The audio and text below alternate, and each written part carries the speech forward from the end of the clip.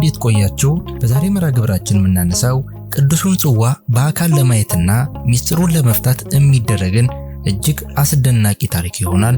እስከ ዝግጅታችን መዳረሻ እንድትከታተሉን እየጋበዝን በቅድሚያ ግን ለቻናላችን አዲስ የሆናችሁ በሙሉ ሰብስክራይብ በማድረግ ይቀላቀሉን። መልካም ቆይታ።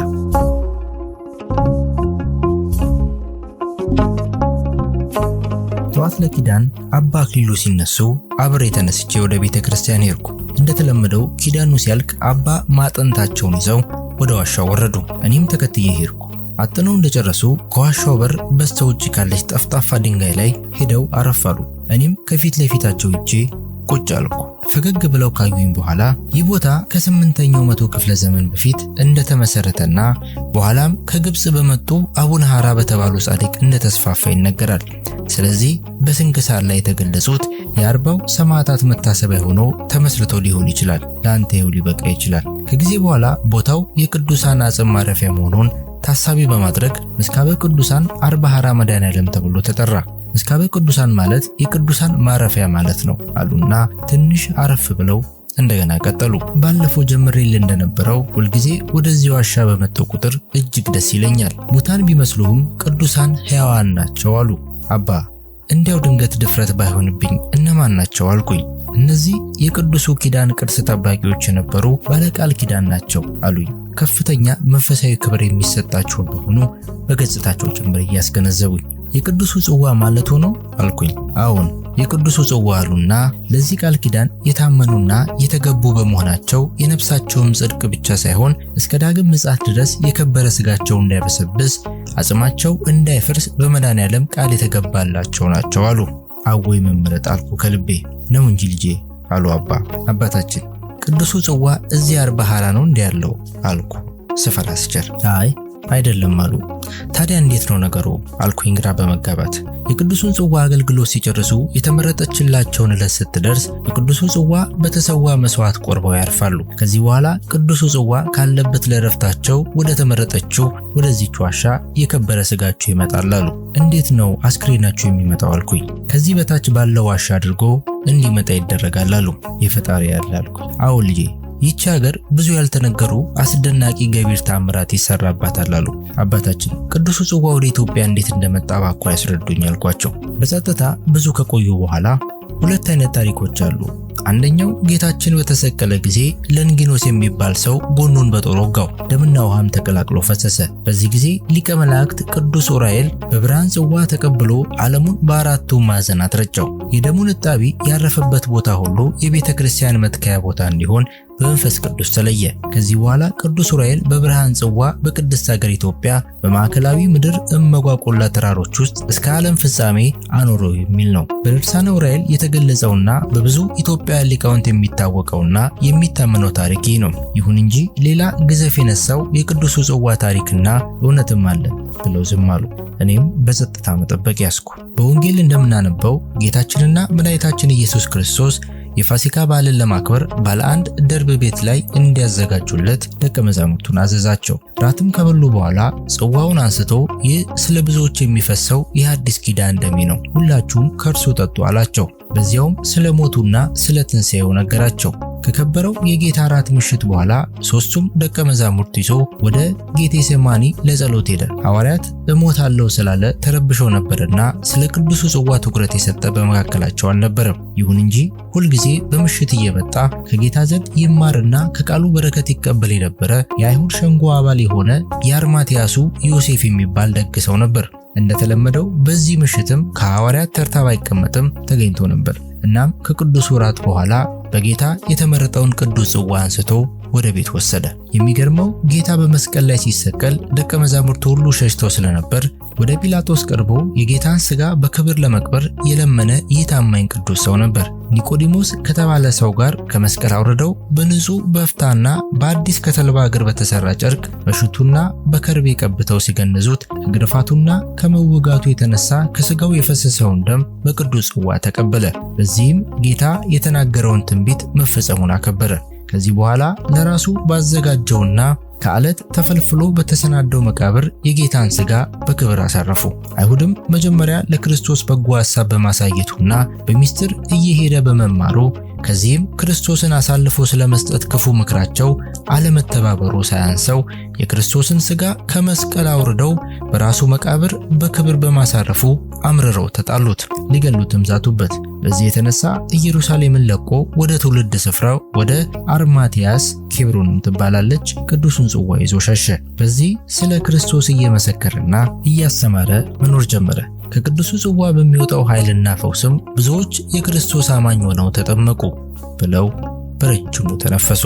ከዚያስ ወደ ኢትዮጵያ እንዴት ሊመጣ ቻለ አልኩኝ በጉጉት። ጌታ በተወለደ በ34ኛው ዓመት የኢትዮጵያ ንግሥት ባለስልጣን የነበረው ጃንደረባ ወደ ቅድስት ሀገር ኢየሩሳሌም የተለመደ አምልኮትና ስግደት ለመፈጸም ተጓዘ።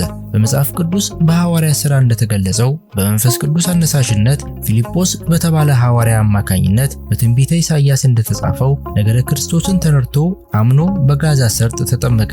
ይህ ቅዱስ ኢትዮጵያዊ ወደ ሀገሩ ተመልሶ የምስራቹን በመንገር ክርስትናን ለኢትዮጵያ አስተዋወቀ። ይህ ሰው በክርስቶስ ነገረ ስቅለት በመመሰጡና ራሱን ለክርስቲያናዊ ተልእኮ መለየት በመፈለጉ ከስልጣኑ እንዲሰናበት ጥያቄ አቀረበ። ንግሥቲቱም ጥያቄውን ተቀብላ እንዲህ አለችው፣ አንተ የተባረከ አገልጋይ ሆይ አሁንም ወደ ኢየሩሳሌም ሂድ። በዚያም ለሀገራችን በረከት ለሕዝባችን ምስክር የሚሆን የክርስቶስ የመወለዱ የማስተማሩ የመሞቱና የመነሳቱ ምልክት የሚሆን አንዳች ነገር ይዘህ ተመለስ። በብሉይ ኪዳን ታቦተ ጽዮን እንድንጠብቅ የመረጠንና የፈቀደልን አምላክ በአዲስ ኪዳን ዘመንም በረከት ያነሳንምና አለችው። ጃንደረባውም የንግሥቲቱን ልብ የሚነካ ትእዛዝ ተቀብሎ ወደ ኢየሩሳሌም ተጓዘ። ነገረ ክርስቶስንና ሚስጥረ ሥጋዌን በአግባቡ ተማረ። በዚያውም የቅዱሱን ጽዋ ተአምራት ሰማና ወደ ኬብሮን አቀና። ይሁን እንጂ አይሁድ ተአምራቱን ሰምተው በመቆጣታቸው ዮሴፍ ኬብሮንን ለቆ ወደ ሶርያ ተሰዶ ነበርና ከብዙ ድካም በኋላ በሶርያ ታላቁን ሰው ማግኘት ቻለ። ታላቁን ሰው ዮሴፍን ለ5 ዓመታት ያህል በአገልግሎት እያገዘ ቆየ። በቆይታውም ዓለም ጠፍታ ቀርታለች ብሎ ያመነውን ታቦተ ጽዮንን ወይንም ጽላተ ሙሴን በእምነትና በሚስጥር ጠብቃ ከምትኖር ሀገር እንደመጣ እርሱም በክርስቶስ እንዴት አምኖ እንደተጠመቀ ከዚያም አልፎ የሀገሩ ሰዎች ያለምንም ሁከትና ማመንታት ክርስቶስን አምኖ መቀበላቸውንና አሁንም ወደዚህ የመጣው በንግሥቲቱ መልካም ፍቃድ ለላቀ የክርስቶስ በረከት እንደሆነ ስለገለጸለት በዮሴፍ ዘንድ ከፍተኛ ሞገስና መታመንን አተረፈ። ታላቁ ሰው ዮሴፍ እድሜው እየገፋና የአይሁድም የማሳደድ እጅ እየረዘመ ሲሄድ ለኢትዮጵያዊ ጃንደረባ እንዲህ አለው፣ ሕዝብ ሳያዩ የሚያምኑ ብፁዓን ናቸው ብሎ ክርስቶስ የተናገረለት ታላቅ ሕዝብ ነው። ለእስራኤል አምላክ የታመነ የተስፋውንም ቃልም ከአምሳል እስከ መርገፉ እየጠበቀ ነው። አንተም የልብ ንጽሕናና እምነት በመንፈስ ቅዱስ የተመሰከረልን ከአንተና ከሕዝብ በስተቀር ይህንን ቅዱስ ቅርስ ለመቀበልና ለመጠበቅ ማን የተገባ ይሆናል? የጌታዬ የኢየሱስ ክርስቶስ ፍቅርና ሰላም ይብዛልህ። ይህንን የከበረ ቅዱስ ቅርስ ለሕዝብ የእምነት ውጤት፣ የጸጋ ምልክት፣ የአዲስ ኪዳን ምስክር ይሆን ዘንድ ወደ ሀገር ይዘህ እንድትሄድ የእግዚአብሔር ፍቃድ ሆኗል ካለ በኋላ መርቆና ጸልዮ ጽዋውንም በሚስጥር አስይዞ ሰደደው አሉኝና በረጅሙ ተነፈሱ። አባታችን በውጭ ዓለም ያሉ የታሪክ ምሁራን ቅዱሱን ጽዋ ዮሴፍ ከኬብሮን ወደ እንግሊዝ እንደላከውና በዚያው ጠፍቶ እንደቀረ ነው የሚያምኑት። ወደ ኢትዮጵያ መምጣቱ በፍጹም አይታወቅም፣ የሚታመንም አይመስልም አልኳቸው።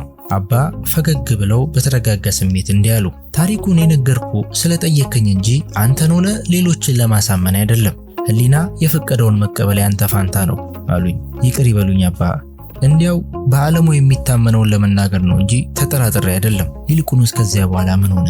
እንደነገርኩ ጃንደረባው በታላቅ ሃይማኖት ቅዱሱን ቅርስ ተረክቦ ወደ ሀገሩ ወደ ኢትዮጵያ አክሱም መጣ። ከዛም ወደ ጣና ሐይቅ መጥቶ ቆየ።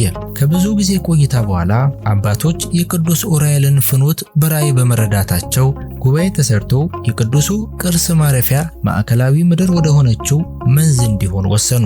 መንዝ ማለት ነዝሃ ከሚለው የግዕዝ ግስ የወጣ ሲሆን ትርጉሙም ረጨ ማለት ነው። ስም ሲሆን ደግሞ መንዝ ወይም መርጨት ይሆናል። በሂደት ህን አስቀርቶ መንዝ የተባለው ለዚህ ነው። ይህ እንግዲህ ሲጠቃለል ደሙ የተረጨበት ምድር ማለት ነው። በዚሁ መሰረት ከጣና ዳር በስተ ሰሜን ከሚኖሩ ነዋሪዎች ተመርጠው በሶስት ወገን ተከፍለው የቅዱሱ ቅርስ ጠባቂ የሆኑ ዘንድ አጅበው ወደዚህ መጡ። የሶስቱ ወገን መሪዎችም ወንድማማቾቹ ላሎ ማማና ጌራ ይባሉ ስለነበር በአሰፋፈራቸውም አንጻር ላሎ ምድር፣ ማማ ምድርና ጌራ ምድር ተብሎ መንዝንም አቅንተው ቅዱሱን ቅርስም ጠብቀው እስካሁን አቆዩ።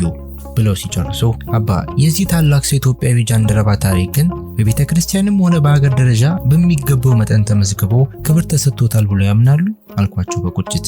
አየኔ ልጅ ይህ ሰው በሐዲስ ኪዳን የእምነታችን ታሪክ የማዕዘን ድንጋይ ነው። በመጽሐፍ ቅዱስ ባለው ታሪካችን ደግሞ የአጥቢያ ኮከብ ነው። ትልቁ ችግራችን የኋለኛውን ለማግዘፍ ስንል የፊተኛውን ስለምንረሳ ነው።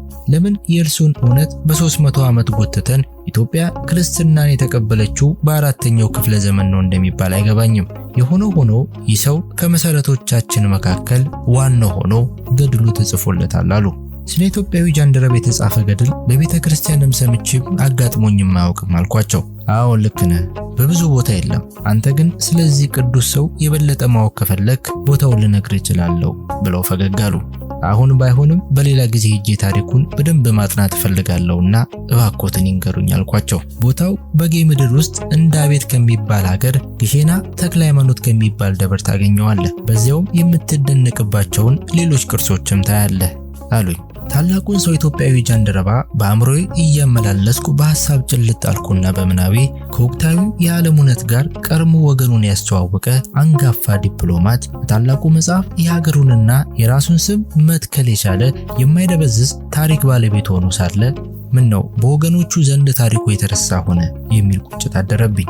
አባታችን አሁን ለምንና እንዴት ሶሪያዊው አባ ድሪል ወደ ኢትዮጵያ እንደመጣ እንዲሁም ግብፃዊው ጻድቅ አቡነ ሐራ ለምን ይህን ቦታ እንደመረጡ ግልጽ ሆነልኝ። እነዚህ ሰዎች ስለ ቅዱሱ ጽዋ በቂ መረጃ የነበራቸው ናቸው አልኳቸው። ታሪክን በትዕግስት ከመረመሩት እንደ መስታወት ሁሉን በግልጽ ያሳያል አሉኝና በመካከላችን ዝምታ ሰፈነ። እንግሊዛዊው ጋዜጠኛ ደራሲ ግራሃም ሃንኮክ ታቦተ ጽዮንን ፍለጋ ተብሎ በአማርኛ የተተረጎመው መጽሐፉ ታወሰኝና የሆነ ቦታ ላይ እርሱ በተሳሳተ ትርጉም የወሰደው ቢሆንም አባ አክሊሉ የገለጹት ቅዱሱ ጽዋ ወደ ኢትዮጵያ መምጣት ታሪክ ግሩም ማስረጃ እንደነበር አመንኩ። ግራሃም ሃንኮክ በመጽሐፉ ፈረንሳይ ውስጥ ሻርተር በምትባል ከተማ በ12ኛውና በ13ኛው መቶ ክፍለ ዘመን በአዲስ መልክ በታደሰና በቅድስት ድንግል ማርያም ስም የታነጸ ካቴድራልን እንደጎበኘ ይገልጻል። በዚህ ቤተ መቅደስ ውስጣዊ ክፍል በሁለት አቅጣጫ የንግሥተ ሳባን ሐውልት እንደተመለከተና በተለይ አንደኛው ሐውልት ላይ በእግሮቿ ስር የሚታይ አፍሪካዊ መሰል ሰው ነበር። በጎብኚዎች መመሪያ ላይ ደግሞ አፍሪካዊ አገልጋይ ወይም ኢትዮጵያዊ ባሪያ ይለዋል ይላል። ከዚህ ሐውልት ባሻገር መልከ ጸዲቅ ከቀኝ እጁ በታች ጽንሃ፣ በግራ እጁ ደግሞ መያዣው ቀጠን ረዘም ያለ ጽዋ ይዞ ተስሏል። በውስጡ ግን ፈሳሽ ሳይሆን አምድ ይዟል ይልና በመልከ ጻዲቅ ሐውልትና በንግሥተ ሳባ ሐውልት መካከል ሰረገላ ወደ ንግሥተ ሳባ አቅጣጫ ሲጓዝ ይታያል ይላል። ግራሃም ሃንኮክ ይህን አገጣጥሞና ከክብረ ነገሥት ጋር አያይዞ ጽላተ ሙሴ ከእስራኤል ወደ ኢትዮጵያ ለመምጣቱ የመነሻ መላምት አድርጎ በመጽሐፉ ላይ አቅርቦታል። ታቦተ ጽዮን ወይንም ጽላተ ሙሴ በኢትዮጵያ ለመገኘቷ ጠንካራ ማረጋገጫ እንዳለ ቢታመንም ከላይ የቀረበው ማስረጃ ግን ቅዱሱ ጽዋ ወደ ኢትዮጵያ መምጣቱን በግልጽ የሚያስረዳ እንጂ ግራሃም ሃንኮክ እንደተረዳው ለታቦተ ጽዮን የሚሆን አይመስለኝም። መልከ ጼዴቅ የሚታወቀው ከስንዴና ከወይን መስዋዕትነትን በማቅረብ የክርስቶስ ምሳሌ ሆኖ ነው። በመሆኑም መልከ ጼዴቅ የያዘው ጽዋ ከታቦተ ጽዮን ይልቅ በቀጥታ ለአዲስ ኪዳኑ ጽዋ የቀረበ ይመስላል። የሚገርመው ሐውልቱን ከሚያሳየው ፎቶ ስር ደግሞ መልከ ጼዴቅ ጽዋውን ጨብጧል። በውስጡም ድንጋይ አለው። ከዚህም ጋር የወልፍራም ቦንን ግጥም ማገናኘት ይቻላል። እርሱም ቅዱስ ጽዋ የተባለው ድንጋይ ነው ተብሎ የተጻፈ የስዕሉ መግለጫ መኖሩ ነው። በብዙ ምሁራን የሚታመነው የወልፍራም ፓርዚቫል ድርሰት ስለ ቅዱስ ጽዋ እንጂ ስለ ታቦተ ጽዮን ይናገራል ተብሎ አይታመንም። በሌላ በኩል አፍሪካዊ አገልጋይ ወይም ኢትዮጵያዊ ባሪያ ተብሎ በዚያን ዘመን ሊጠቀስ የሚችል ከኢትዮጵያዊ ጃንደረባ ውጪ ማን ሊሆን ይችላል? በእኔ ግምት ግራሃም ሃንኮክ ስለ ቅዱሱ ጽዋ በኢትዮጵያ መገኘት ፍንጭ ኖሮት ቢሆን ኖሮ ማስረጃዎቹና ጉዞዎቹ በሙሉ በአንድ ድንጋይ ሁለት ወፍ ያስመቱት ነበር። ሁለቱም አስደናቂ የዓለም ቅርሶች በኢትዮጵያ መገኘታቸውን ማወቅ። በመሆኑም ፕሮፌሰር ዴቪድ ፓርዚቫል ስለሚባለው የወልፍራም ስራ የገለጹልኝና እኔም ያነበብኩት ትዝ አለኝና አፌን ከፍቼ ቀረው። ወልፍራም ቮን ኤስከምባ በ12ኛው ክፍለ ዘመን የነበረ ጀርመናዊ ባለቅኔ ሲሆን ፓርዚቫል የተባለ ዓለም አቀፍ ዕውቅና ያተረፈ ሚስጥራዊ ድርሰት አለው። የድርሰቱ ማዕከላዊ ጭብጥ ደግሞ ስለ ቅዱሱ ጽዋ ኃይልና እሱን ፈልጎ ስለማግኘት ነበር። አንድ አውሮፓዊ መስፍን ከጥቁር ንግስትና ከአንድ ነጭ ሴት የተወለዱ እንዳሉትና ከሁለቱ ልጆች መካከል ከአውሮፓዊ ሴት የተወለደው ፓርዚቫል ቅዱሱን ጽዋ እንዳገኘው ይተርካል። ይህን በተመለከተ ፕሮፌሰር ዴቪድ እንዲህ ብለውኝ ነበር። በዚህ ቅኔ ውስጥ ያለው ቁም ነገር ከአውሮፓዊው መስፍንና ከጥቁር ንግሥት የተወለደው ወጣት የፍለጋው ተካፋይ መሆኑ ነው እንጂ ነጩ ፓርዚቫል ቅዱሱን ጽዋ እንዳገኘ መተረኩ የዘመኑን የአውሮፓ መሳፍንትና የሃይማኖት መሪዎች ለማስደሰት ብቻ ይሆናል በማለት ብዙዎች ይጠረጥሩታል። እኔን ያስደነቀኝ ግን በወልፍራም ቅኔ ውስጥ እንዲህ የሚል መኖሩ ነው። ቅዱሱን ጽዋ ለመመልከት የታደለ ሰው ታሞም ቢሆን ይድናል፣ በዛች ሳምንት አይሞትምና የቻለውን ያህል ዘመን ጽዋውን ቢመለከት የፊቱ ጸዳል ሳይቀር እንደ ልጅነቱ እንደ ለመለመ ይኖራል ይልና ድንጋይ የተባለው ቅዱስ ጽዋ የሰው ልጅ አጥንትና ስጋ ከመበስበስ ታድጎ ለምለም ያደርገዋል ይላል የፈጣሪ ያለ። በዋሻ ውስጥ የተከማቹት ያልፈረሱ አስክሬኖች ሚስጥርም ከቅዱሱ ጽዋ በሚወጣው ኃይል ነው ማለት ነው አልኩኝና አባ አልኩኝ በሙሉ ስሜት ወደ እርሳቸው በእንብርክኬ ቀርቤ እጆቼን ጉልበታቸው ላይ አሳርፌ። ምኑን ካሉኝ በመገረም ይህ ግዘፍ የነሳው ቅዱስ ጽዋ እመጓ ቆላ ነው አይደል ያለው አልኳቸው። ፈገግ አሉና በልተነስ ወደ ላይ እንውጣና እህል መሳይ ቅመስ ብለውኝ ብድግ አሉ። እንደተለመደው ጥያቄን መሸሻቸው ነበር። አንዳንዴ ከትዕግስቴ በላይ ይሆኑብኛል። ሆኖም ውስጤ በጣም እየተነጫነጨ ተከተልኳቸው። ምግብ ከተመገበን በኋላ አባ ሐሳብ በማስቀየስ ስልት የባጤ ቆጡን ያወሩን ጀመር። ስናወራ ውለን መሽቶ ጉባኤ ተጀመረ። ጉባኤ አልቆ ወደ መኝታ ስናመራ እንደተለመደው ጥያቄን ለመሸሽ በጸሎት ከመጠመዳቸው በፊት ፍላጎቴን በግልጽ ነግሬ ልጋፈጣቸው ወሰንኩ። አባታችን እኔኮ ብዬ እንደማቅማማት ካልኩ በኋላ እኔኮ በእናንተ በአባቶች ያነሳሽነት ባገኘኋቸው ምልክቶች በመመራት ቅዱሱን ጽዋ ፍለጋን የመጣሁት አልኳቸው። ትንሽ ዝም ብለው ከቆዩ በኋላ አዎን ተረድቻለሁ አሉኝ። እንግዲያውስ አባቴ ቅዱሱን ጽዋ ማየት እፈልጋለሁ። አዎን ብዙዎች ሊያዩት ይፈልጋሉ። እባክዎትን አባቴ ያረፈበት ቦታ ይወሰዱኝ ወይም ቦታውን እንዳውቅ ያግዙኝ። ያንን እንኳን ላደርግ አልችልም አሉኝ ፍርጥም ብለው። ለምን? ስለማይቻለኝ ነው ልጄ፣ አትቀየመኝ። ለምን አልቀየሞት? ከመቀየምን በላይ አዝንቦታለሁ እንጂ። ተረጋግቼ የምኖረው ሰው ጉጉት በሚፈጥር ግራ አማርኛ የእርሶ ባልንጀሮች በሆኑ አባቶች ተጠራው። ምንም ቢሆን የገዳም አባቶች ናቸው አክብሬ ሄድኩ። ያገኘሁት ግን ትንሽ ፍንጭ እየተሰጠው በሚስጥር ቁልፍ ፍለጋ መዳከርን ነው። ከጎጃም እስከ ወሎ ተንከራተትኩ። አሁን ደግሞ ሸዋ መጣሁ። በመሃሉም ትርጉም ፍለጋ አሜሪካ ድረስ ሄድኩ። ምናልባት እንዳውቀው ፈለጋችሁ ከሆነ በግልጽ ቢነግሩኝ፣ ቅዠት ከሆነም ወደ ኑሮዬ ብመለስ አልኳቸው መረር ብዬ። እውነት ነው የጠራን በረከትን በእምነት እንድትቀበል ወዲህም የትውልዱን ሕመም እንድታውቅ ነው። አንተ ደግሞ ሁሉን የማወቅ ጉጉትና ወረት የሚንጠው የዚህ ትውልድ ናሙና ነህና ትጠራና ትማር ዘንድ ይገባ ነበር አሉኝ። ፍላጎታችሁ ትምህርት መስጠት ከሆነ ታዲያ ይህን ያህል ሚስጥራዊ ማድረግ ለምን አስፈለገ? ሁሉን ነገር ትውልዱ ቢያውቀው ምን አለ? ታሪኩን ሚስጥር፣ መድኃኒቱን ሚስጥር፣ ቅርሱን ሁሉ ሚስጥር ማድረግ ምን ይጠቅማል?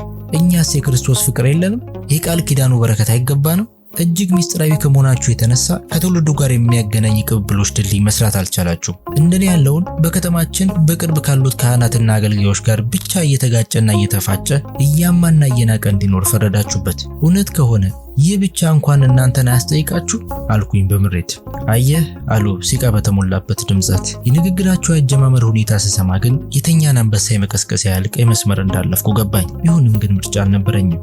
ሰማህ አሉኝ። በአፍላ ትጀምራላችሁ፣ በወረት ትተውታላችሁ። ያወቃችሁትን ትረሳላችሁ፣ ያላወቃችሁትን ለማወቅ ትጥራላችሁ። የያዛችሁትን ትረግጣላችሁ፣ የረገጣችሁትን ትይዛላችሁ። ምኞታችሁ ልክ የለውም፣ አምሮታችሁ ብዙ ነው። ያማራችሁን ስታገኙ ወዲያው ይሰለቻችኋል። ተው የተባላችሁትን ትሽራላችሁ፣ የተከለከላችሁትን ትደፍራላችሁ፣ የተፈቀደላችሁን ችላ ትሉታላችሁ። ቤተ መቅደስ እንዳትገቡ ብትከለከሉ ወደፊት ቤተ መቅደሱን በመስተዋት ሰርታችሁ መቅደስ ባትገቡም እንኳን ሁሉን ከውጭ ሆናችሁ ማየት ትፈልጋላችሁ። ሁሉን ማወቅ ትፈልጋላችሁ፣ ከአንዱም ግን አትጠቀሙበትም። ሁሉ አላችሁ ግን ባዶአችሁን ናችሁ። ሃይማኖት እንጂ እምነት የላችሁ። ቀጠሉ አባ። መድኃኒትን ያልከው መቀመሚያውን ነግሬ ማርከሻውን ሳልገልጥ ለመጀመሪያውኑ ብቻ ሞጭ ለፈትተኝ ትሄዳለህ። ጥበብን ሀግዝ ብዬ ላስተምር ብሞክር መንደር ውስጥ በቃረምከው ዕውቀት ተመክተ በመሰልቸት ሆሳብ ብለህ ቀርመህ ትዘጋዋለህ። የግል ታሪካችሁ ቢታይ ወጥነት የጎደለው ከዚህም ከዚያም የተለካከፈ የተማሪ ኮፋዳ ውስጥ ያለ እህል ይመስላል። ተምራችሁ ዕውቀት ስታገኙ፣ ሰርታችሁ ሀብት ስታፈሩ፣ ከላይ የሆናችሁበትን አገር ለቃችሁ ሰፋ ወዳለው እንሂድ ብላችሁ እንደገና ከታች ትጀምራላችሁ፣ ትቀጥላላችሁ። በመጨረሻ ከጀመራችሁበት ትገኛላችሁ። ቸኩላችሁ ትወስናላችሁ፣ ወዲያው ትጸጸታላችሁ። በጽኑ ታማችኋል። ከታሪክ ፍቅርና ልማትን ሳይሆን ጥላቻን፣ ጥፋትን ለይታችሁ ትቆፍራላችሁ። ከዚያም ቀጥላችሁ የከበረ ማዕድን እንዳወጣችሁ ሁሉ በኩራት ደረታችሁን ነፍታችሁ ሳትመርጡ ሁሉን በአደባባይ ትዘሩታላችሁ። እናም ወደ ኋላ ስለ ታሪካችሁና ስለ ቅርሳችሁ ባሰባችሁ ቁጥር ፍርሃትና ሀፍረት ይሰማችኋል። ስለሆነም ከኋላ ታሪካችሁና ክብራችሁ እየራቃችሁ መጣችሁ። የአሸናፊነትና የተሸናፊነትን ትርጉም በአንድ ላይ ያዙ ሐውልቶችን ታቆማላችሁ። ለግልጽነትና ለነጻነት እያላችሁ በምታደርጉት ሽኩቻ እርቃን ወደ መሆን ወረዳችሁ። ቅቤ ላይ ወጣችሁ ትናጣላችሁ። በዚህ ዓለም ጥርፊያ ታማችኋል። ሀገራችሁን ትንቃላችሁ። ጥላችሁ ለመሄድ ትፈልጋላችሁ። ከሄዳችሁ በኋላ አፍታ ሳትቆዩ አገሬን ናፈቀኝ ትላላችሁ። በቁማችሁ የናቃችሁትን የሀገራችሁን አፈር በሞታችሁ ልትለብሱት ትናፍቃላችሁ። ለሀገሬ አፈር አብቃኝ ብላችሁ በድናችሁን ልካችሁ የወገኖቻችሁን ልብ ትሰብራላችሁ። ግብዝነታችሁ መጠን የለውም። ሁለት ሀገር እንዲኖራችሁ ትፈልጋላችሁ። አንዱን በደም ሌላኛውን በመታወቂያ ታስባላችሁ። ከአንዱም ግን በአግባቡ አትኖሩም። ዘመናችሁም በምልልስና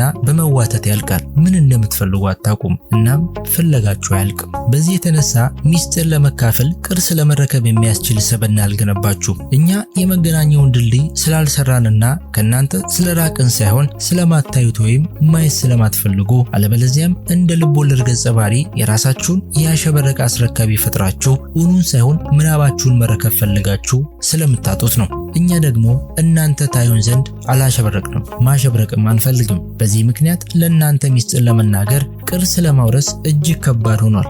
እኛ አባቶቻችንን እናምናለን፣ በእነርሱም ደስ ይለናል። የነገሩንን ተቀብለን ቃል ኪዳናቸውን ጠብቀን እንኖራለን። ጽላተ ሙሴ አክሱም ጽዮን እንዳለ ሲነግሩን መጋረጃ ገልጠን ሳጥን ከፍተን እንያላልንም። ጌታ የተሰቀለበት የግማደ መስቀሉ ክፋይ ግሸን ማርያም አለ ሲሉን ቆፍረን አውጥተን እንመልከት አላልንም። ቅዱሱ ጽዋ መንዝ ውስጥ አለ ሲሉንም ዋሻ እናስስ አላልንም። አባቶቻችንን አምነን ሀገራችንን የበረከት ምድር መሆኗን ተረድተን የጌታችንን የጸጋ ስጦታ ተቀብለን በእምነት እንኖራለን። ምንም የለንም፣ ሁሉ ግን የኛ ነው። ድሆች ብንባልም ባለጸጎችም ነን። የተራቆትን ብንመስልም የጸጋ ልብስ አለን። ሐዘንተኞች ብንመስልም ደስተኞች ነን። ስለ ሀገራችን መባረክ፣ ቅድስት ሀገር መሆን፣ ቅዱስ ቅርስ በእጃችን እንዳለ ዓለም እንዲያረጋግጥልን አንፈልግም። የሌለንን አለን፣ ያልተሰጠንን ተቀበልን ብለን የምንኮፈስ ግብዞችም አይደለንምና የሌለን ነገር ለመጠበቅና ለመታመን ስንል ስጋችንን እየጎሰምን በገዳም ለመኖር የምንወስን ጅሎችም አይደለንም። በንግግሬ ብርታት የእርሳቸውን ሕሊና አሸንፌ የምፈልገው ለማግኘት ብዬ በተናገርኩት መልስ ምክንያት ሳላስበው ከእርሳቸው በወጣው የንግግር ጎራዴ አእምሮዬን ይሸረካክተው ጀመር። የሚናገሩት ነገር በሙሉ እውነት በመሆኑ የምሟገትበት አቅም አልነበረኝም። ነባራዊ ሀቅ ነውና በራስ መተማመንን ተላብሰን ድህነታችንን አሸንፈን በዓለም አደባባይ ላይ ቀና ብለን የሀገራችንን ቅርሶች በአግባቡ ጠብቀን የውጭውን አለማማልለን ወደ ሀገራችን መሳብ አልቻልንም። ብርቅዬዋን ቅርስ ሉሲን እንኳን አሜሪካ ድረስ የወሰድን ጎብኚ ወደ ቅርስ ይመጣል እንጂ ቅርስ ወደ ጎብኚ ሄዶ የማያውቀውን አዲስ ደካማ ልምድ ያስመዘገብን ሆነናል። ስለ ግል ኑሯችን ብቻ የምንኳትን ምስኪኖች ነን። የኔ የራሴ ህይወት ምስክር ነው። ቀዳዳ በርሜል የመሙላት ጥርፊያ መሆኑን አውቃለሁና የኔ ህሊና የሀፍረት ካባውን ለብሶ ቢመለስም አባ ግን ንግግራቸውን ቀጥለዋል። አንተ ደግሞ ፍለጋው የማያልቀው የዚህ ትውልድ ናሙና ነህና አምነህ ሂድ ብልህ አትቀበለኝም። እንደ ቶማስ በአይንህ ካላየ በእጅ ካላሰስከው አትረካም። የትውልዱ ህመሜ ነው። አንተም የዚህ ህመም ተጠቂ ትውልድ ምሳሌ ነህና ጫፉን ነግሬ በእምነት እንድትኖር ችላ ብንል እንኳን ፈልፈለ ለማወቅ ትዳክራለህ። ያወቅከውን ደግሞ ትዘራዋለህ። አንተ የትውልዱ ጥሩ ናሙና ነህ። አንተን ሊያቆም የሚችለው የመንገዱ ማለቅ ብቻ ነው። ሩቅ መንገደኛ የሚያቆመው አንድም መንገዱ ሲያልቅ አለበለዚያ መንገደኛው ራሱ ሲያልቅ ነውና አንተ የተጓዝከውን ገና ብዙዎች ይጓዙታል። ያወቅከውንና የደረስክበትን መጽሐፍ ስለማይቀር ያንን ተከትለው ብዙዎች ይጓዛሉ። ግን ልብ በል፣ ብታገኙትም አታምኑ። እርሱ ራሱ ለመሆኑ ምን ማረጋገጫ አለ ትላላችሁ? አንተ በነገርካችሁ መሰረት ሌሎች ካላመኑ ደግሞ አንተም እምነት ይከዳሃል። ራሳችሁንና የራሳችሁን እውነት የምታረጋግጡበት በምዕራቡ ዓለም መለኪያ ብቻ ነውና። አሁን አንተ እንደገመትከው ቅዱሱ ጽዋ በመጓቆላ ውስጥ ይኖራል። በመንፈስ ቅዱስ የተመረጠችውን የቅዱሱን ጽዋ ማረፊያ ቅድስት ቦታ የት እንደሆነች ባውቅም አንተን መርጬ ለመውሰድ ስልጣንም ፍቃድም የለኝም። መንገድህን ልዘጋብህ ግን ፍቃድ አይደለም። እንደ ቅዱስ አድሪል በድካምና በመሻትህ ትደርስበት ይሆናል ወይም አትደርስበትም ይሆናል። ሁሉ በእግዚአብሔር ፍቃድ ይሆናልና። በጠዋት ተነስተህ ወደ ዋሻው ውረድ። ከዋሻው ውስጥ ካሉት ቅዱሳን አጽሞች መካከል ፍለጋህን የሚረዳ ምልክት ታገኝ ይሆናል። እርሱን ይዘህ ወደ እመጓቆላ ውረድ። ድፍረት ካለህም ከቅዱሳኑ መካን በታች ባለው በዋሻ ውስጥ መንገድ መጓዝ ትችላለህ። ደህና እደር አሉኝ። በማግስቱ በጠዋት ለመነሳት አልቻልኩም። አንዳች የሚጫን ስሜት ተሰማኝ። ጭራሽ የሰመመን እንቅልፍም ወሰደኝ። ስነቃ ፀሐይ በደንብ ወጥታለች። ድንገት ከመኝታዬ ተስፈንጥሬ የተነሳውና ልብሴን ለባበስኩ። ለብሼ ሳበቃ ምን ማድረግ አለብኝ ብዬ በቆምኩበት ሐሳብ ውስጥ ገባው። አባ ያወረዱብኝን መዓት ልረሳው አልቻልኩም። የንግግራቸው ምት ክፉኛ ቢያቆስለኝም የሆነ ወኔ ውስጤን ሲገፋው ተሰማኝ። እንዲህ ያልኩ፣ የትኛውም ትውልድ አባል ለመሆን ምርጫ የለም። በቃ ዘመን ከአንዱ ትውልድ ላይ ጥለሃል።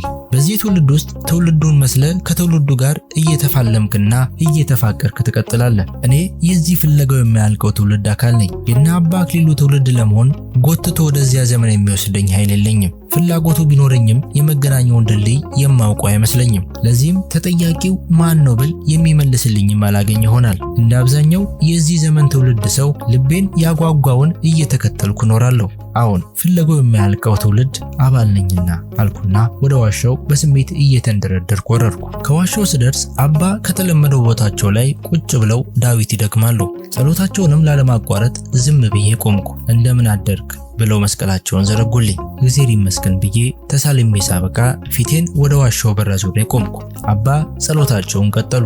ወደ ዋሻው እንድገባ የፈቀዱ መሰለኝና ወደ በሩ አመራው። መቼም ምኑ ልበደንዳና ነው ሳይሉኝ አይቀርም።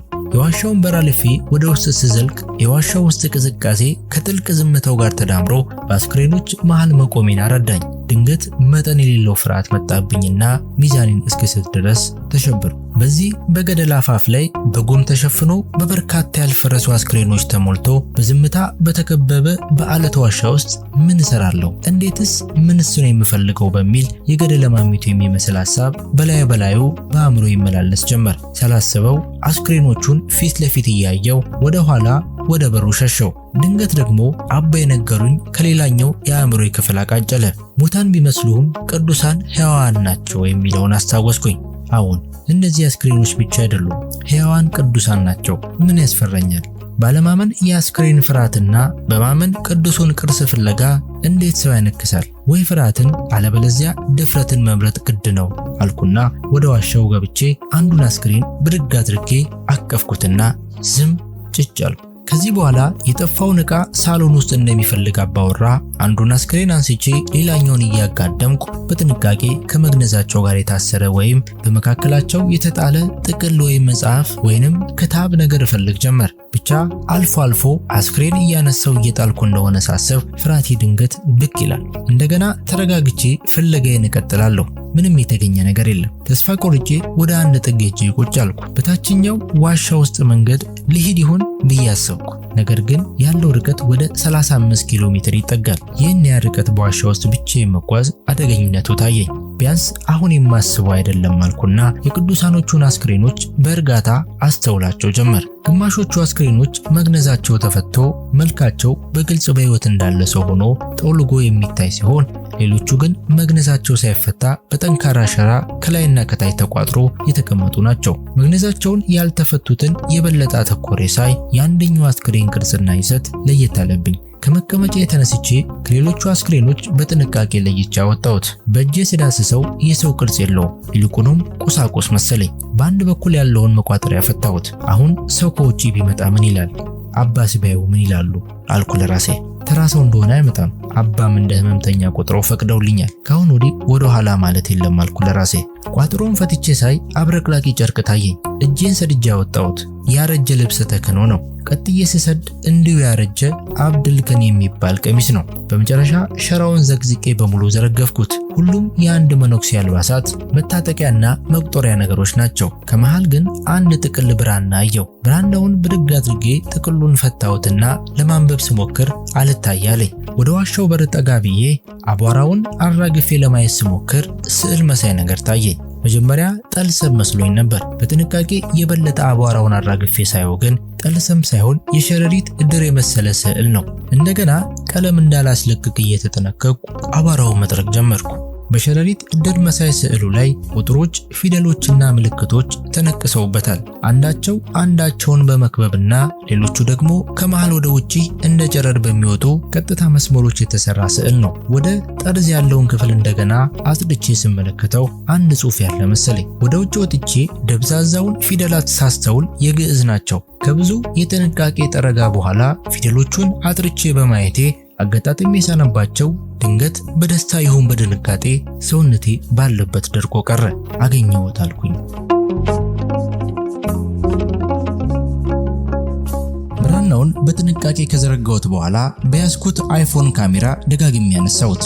ይህም አልበቃኝም። በወረቀት በተቻለኝ መጠን ምስሉንና ምልክቶቹን ገለበጥኩ። ይህ ድንቅ ነገር ለኔ ብቻ ይሆን ዘንድ ያን ያክል ራስ ወዳድ አይደለሁም አልኩኝና ሁሉንም እንደ ነገር አድርጌ ወደ ሸራው ከተትኩና ቋጥሬ ካገኘሁበት መለስኩት። ከደስታዬ ብዛት አንዱን አስክሬን አነሳውና አቅፌ ሳምኩት። በተስፋ ከዋሻው ወጣው። አባ የሉም። ወደ ቤተ ክርስቲያኑ ወደ ዕቃ ቤቱም በጥርፊያ ሲሄድም የሉም። ተመልሼ ወደ ዋሻው ሄድኩ። ከታችኛው ዋሻ ወጥተው ሲመጡ አገኘኋቸው።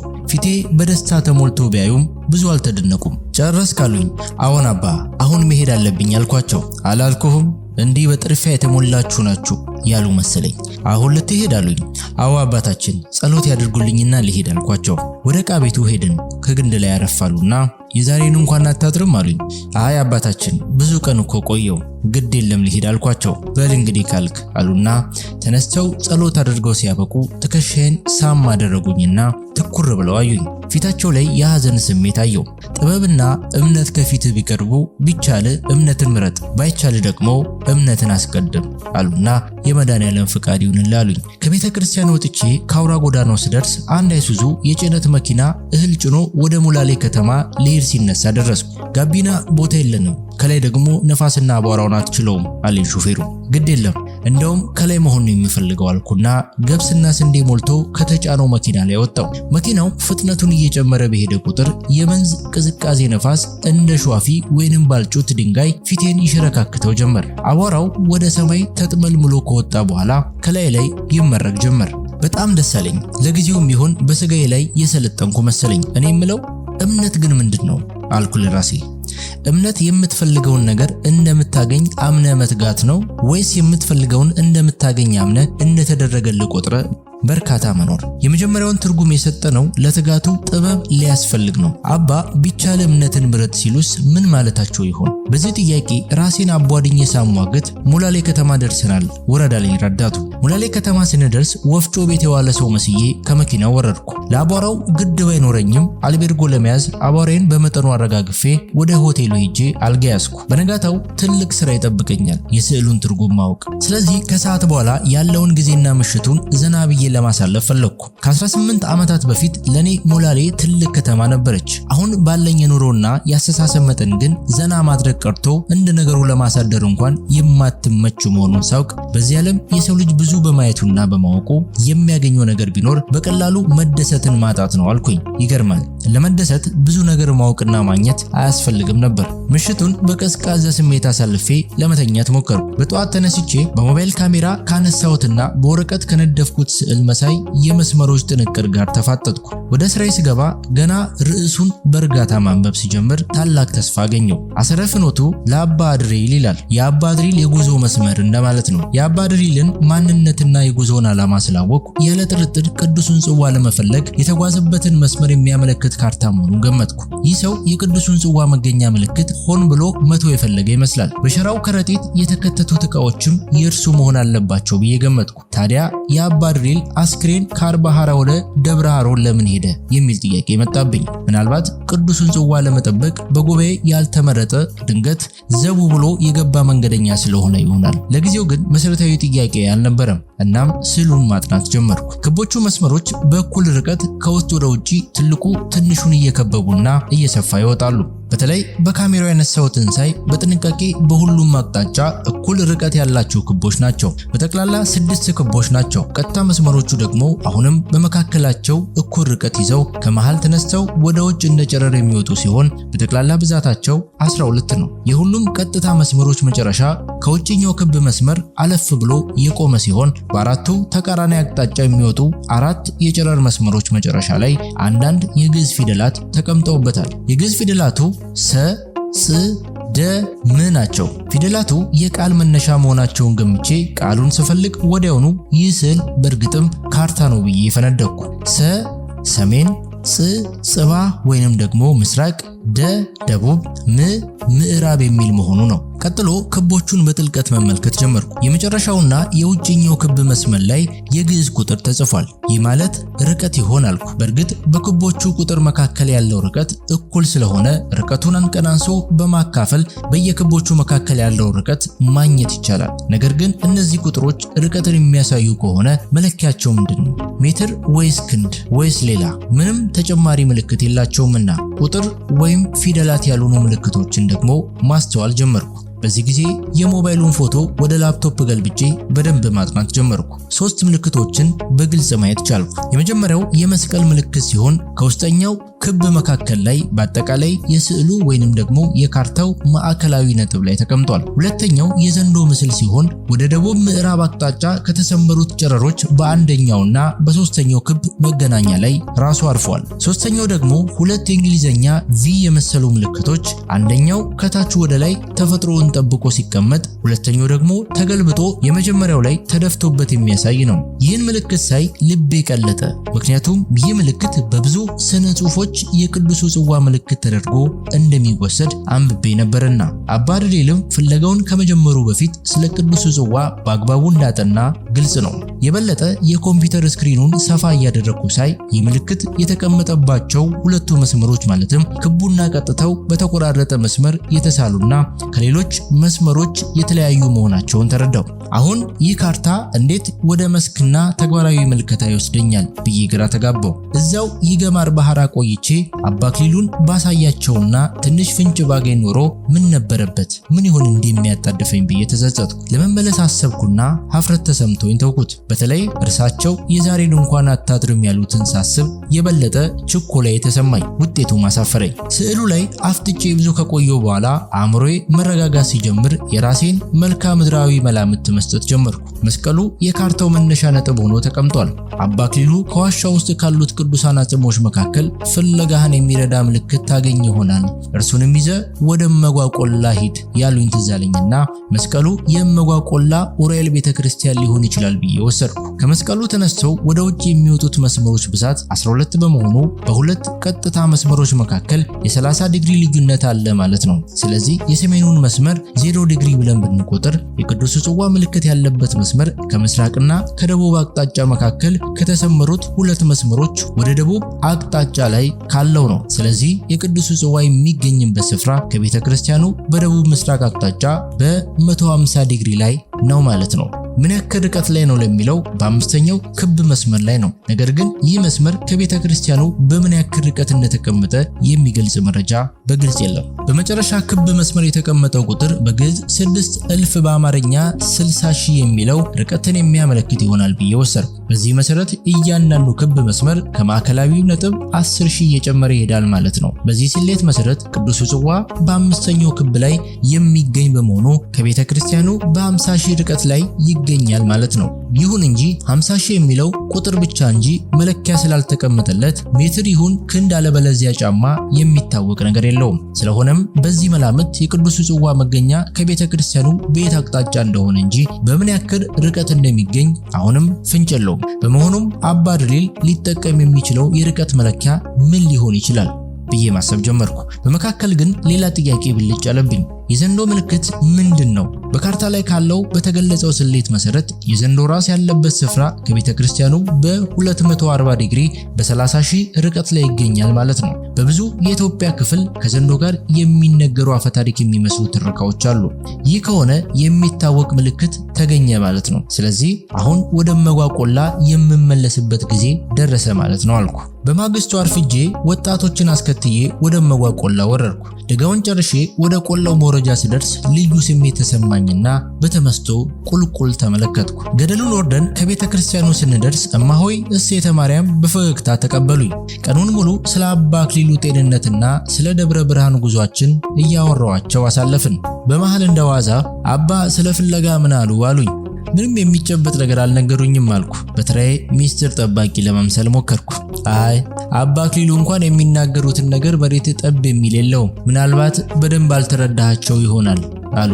ይሆናል አልኩና ርዕሱ መነሳቱ ጥሩ አጋጣሚ ስለፈጠረልኝ እማሆይ እዚህ አካባቢ ስለ ዘንዶ የሚነገር አፈ ታሪክ ወይም የተጻፈ ታሪክ ይኖር ይሆን አልኳቸው። አለ እንጂ ያውም እውነተኛ ታሪክ አሉ። እውነቶን ነው አልኩ በጉጉት። በዘመነ ኦሪት እዚህ አካባቢ የሰይጣን መንፈስ ያደረበት የሚመለክ ዘንዶ ነበር። እናም ህዝቡ ተራ ገብቶ ዘውትር ጊደር እየታረደ ደሙ በገበታ ይደረግና ይቀርብለት ነበር አሉ። ይህን ሲነግሩኝ የዕቃ ቤት ጠባቂው መነኩሴ መጡና ሰላምታ ሰጥተው ጨዋታችንን ተቀላቀሉ። እናል ለብዙ ዘመን በዚህ መልክ ሲመለክ ኑሮ በመጨረሻ መልአኩ ቅዱስ ዑራኤል መጥቶ ዘንዶውን ገሎ ሀገሩንም ባረከው ይባላል። ስለ ዘንዶ እየነገሩት ነው አሉ አባ በመሃል አቋርጠው። አዎን ስለ ዘንዶ ታሪክ አሉ እማሆይ። አዎን ምስጋና ይግባው ለመድኃኔዓለም። በቅዱስ ዑራኤል ተራዳይነት አገሩ ነፃ ወጣ። እንዲያውም እኮ መልአኩ ዑራኤል ከዘንዶ ላይ ያረፈውን አጋንንትና ጭፍራውን በሙሉ ሰብስቦ በብርሃን መስቀል ባማተበባቸው ጊዜ ሁሉም ወደ ጥቁር ድንጋይ ተቀየሩ። እስከዛሬ ድረስ ድንጋዮቹ እንደተሰበሰቡ አሉ። ለታሪክ ብታየው ግሩም ትላለህ አሉኝ። በእውነት ለዘንዶ የሚሰዋበት ዛሬም ድረስ ተለይቶ የሚታወቅ ቦታ አለ አልኳቸው። አዎን ድንጋዮቹ ብቻ ሳይሆን ለዘንዶ የጊደር ደም ይቀርብበት የነበረው ጎርጓዳ ድንጋይም አለ። የዘንዶ ገበታ ይባላል አሉኝ። የደስታ ስሜቴን ተቆጣጥሬ ነው እንጂ መቼም ውስጤ ተፍነክንኳል። የዘንዶ ገበታ ከሚባለውና ከድንጋዩ ስብስብ መሄድ ይቻል ይሆን ስል ጠየቅኩ። አዎን በልጅነት ከብት የምናግድበት የነበረው ቦታ እኮ ነው። ከዚህ ብዙም ሩቅ አይደለም አሉኝ። ሰዓቱ ወደ 11 ሰዓት ከ20 አካባቢ ነው። እንዲያውም ይታዘቡኛል ብዬ ነው እንጂ ያኔውኑ ወደ ቦታው መሄድ አሰኝቶኝ ነበር። ራሴን አረጋጋውና እማሆይ ብዬ ተጣርቼ ዘወር ሲሉ ቦታውን ማየት እፈልጋለሁ፣ ሊረዱኝ ይችላሉ አልኳቸው። ምን ችግር አለው? ጠዋት ከአንድ ልጅ ጋር እልካለሁ አሉኝ በፈገግታ። እንዳይነጋ የለም ሌሊቱ ነጋልኝ። በጠዋት ተነስቼ በያዝኩት ጂፒኤስ የእመጓ ቆላ ቅዱስ ዑራኤል ቤተክርስቲያን ሉላዊ ቦታ መዘገብኩ። እኔ ይህን ሳደርግ እማሆይ ከሰፈሩ አንድ የ14 ዓመት የሚሆን ታዳጊ ወጣት አመጡልኝ። ኃይልዬ እሱ ይወስድሃል፣ ታዲያ በዚያው እንዳትውሉ አሉኝ። ቶሎ እንመለሳለን ብዬ ልጁን አስቀድሜ መጓዝ ጀመርኩ። 40 ደቂቃ ያክል አቀበት ቁልቁለቱን የበዛበት መንገድ የደቡቡን አቅጣጫ ይዘን ከተጓዝን በኋላ ጋሼ ሁል ድንጋይ የሆኑት አጋንንቶች አለኝ። አይኔን ማመን አቃተው። ቁጥራቸው ከ100 በላይ የሚሆኑ መጠናቸው ትልቅ ሰው የሚያክሉ ጥቋቁር አለታማ ድንጋዮች አንድ ቦታ ለስብሰባ የተጠሩ መስለው ተቀምጠዋል። ታሪኩን መቀበል አለመቀበል ሌላ ነገር ሆኖ የድንጋዮቹ አቀማመጥ በራሱ ግን በአግራሞት አፍ ያስከፍታል። ወይ ጉድ አልኩ በአድናቆት። ጥቂት ቆየውና የዘንዶ ገበታ የሚባለው ሴት ነው አልኩት። ወደ ምዕራብ አቅጣጫ በከፍታ የተገተረ ኮረብታ እያሳየ ተዚያ ላይ ነው አለኝ። እባክህ ወደዚያ መሄድ እፈልጋለሁ አልኩት። ምን ችግር አለና በልጅ እግሩ ፈጠን ፈጠን እያለ ወደ ኮረብታው መራኝ። ከ20 ደቂቃ አርካሚ የዳገት ጉዞ በኋላ ጠበብ ያለ ደላላ አምባ ላይ ደረስን። አምባው በምዕራብ አቅጣጫ ከሌላ ከፍታ ያለው ተራራ ጋር የተያዘ ነው። ከተራራው ስር ትልቅ ጥቁር ድንጋይ አለ። ልጁ ወደዚያው አመራና ይሄ ነው የዘንዶ ገበታ የሚባለው አለኝ።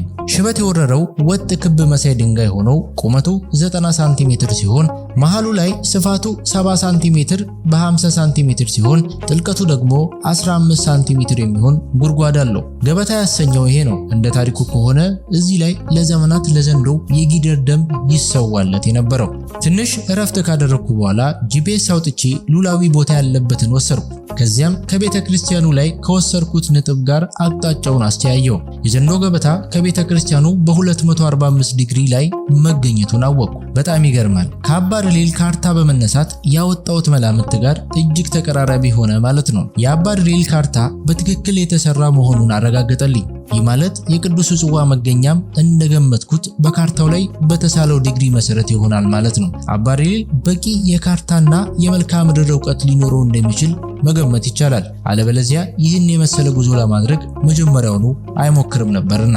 በጂፒኤስ ርቀት መለኪያ መሰረት የዘንዶ ገበታ ከቤተ ክርስቲያኑ በ3.6 ኪሎ ሜትር ርቀት ላይ ይገኛል። ይሁን እንጂ ከቤተ ክርስቲያኑ ወደ ዘንዶ ገበታ በመሬት ላይ የተጓዝነው ግን 4.7 ኪሎ ሜትር ነው። ይህም የጂፒኤስ ርቀት ስሌት በቀጥታ መስመር ርቀት መለኪያ ስለሆነ ነው። ሁለቱም ቁጥሮች ከአባ ድሪል ካርታ ላይ ከተመለከትነው ቁጥር ጋር ፈጽሞ አይገናኙም። ይህ ማለት አባ ድሪል የተጠቀመበትን የርቀት መለኪያ እስካላወቁት ድረስ ቅዱሱ ጽዋ ከቤተ ክርስቲያኑ በየት አቅጣጫ እንደተደበቀ እንጂ በምን ያክል ርቀት እንደተቀመጠ ፍንጭ የሚሰጥ አለመሆኑን ተረዳው። መልካም ምድሩን ሳየው በዘንዶ ገበታ ግርጌ ትልቅ ሸለቆ ያለ ሲሆን በምስራቅ አቅጣጫ ደግሞ ከፍታ እየጨመረ የሚሄድ የተራራ ሰንሰለት እንዳለ ተረዳው። ማዶ ካለው ተራራ ላይ የተለየ ነገር ወይ ቤት ካለ ብዬ አሻግሬ ማማተር ያዝኩ። ምንም የተለየ ፍንጭ የለም። በተስፋ መቁረጥ ስሜት ከአንድ ድንጋይ ላይ ሄጄ ቁጭ አልኩ።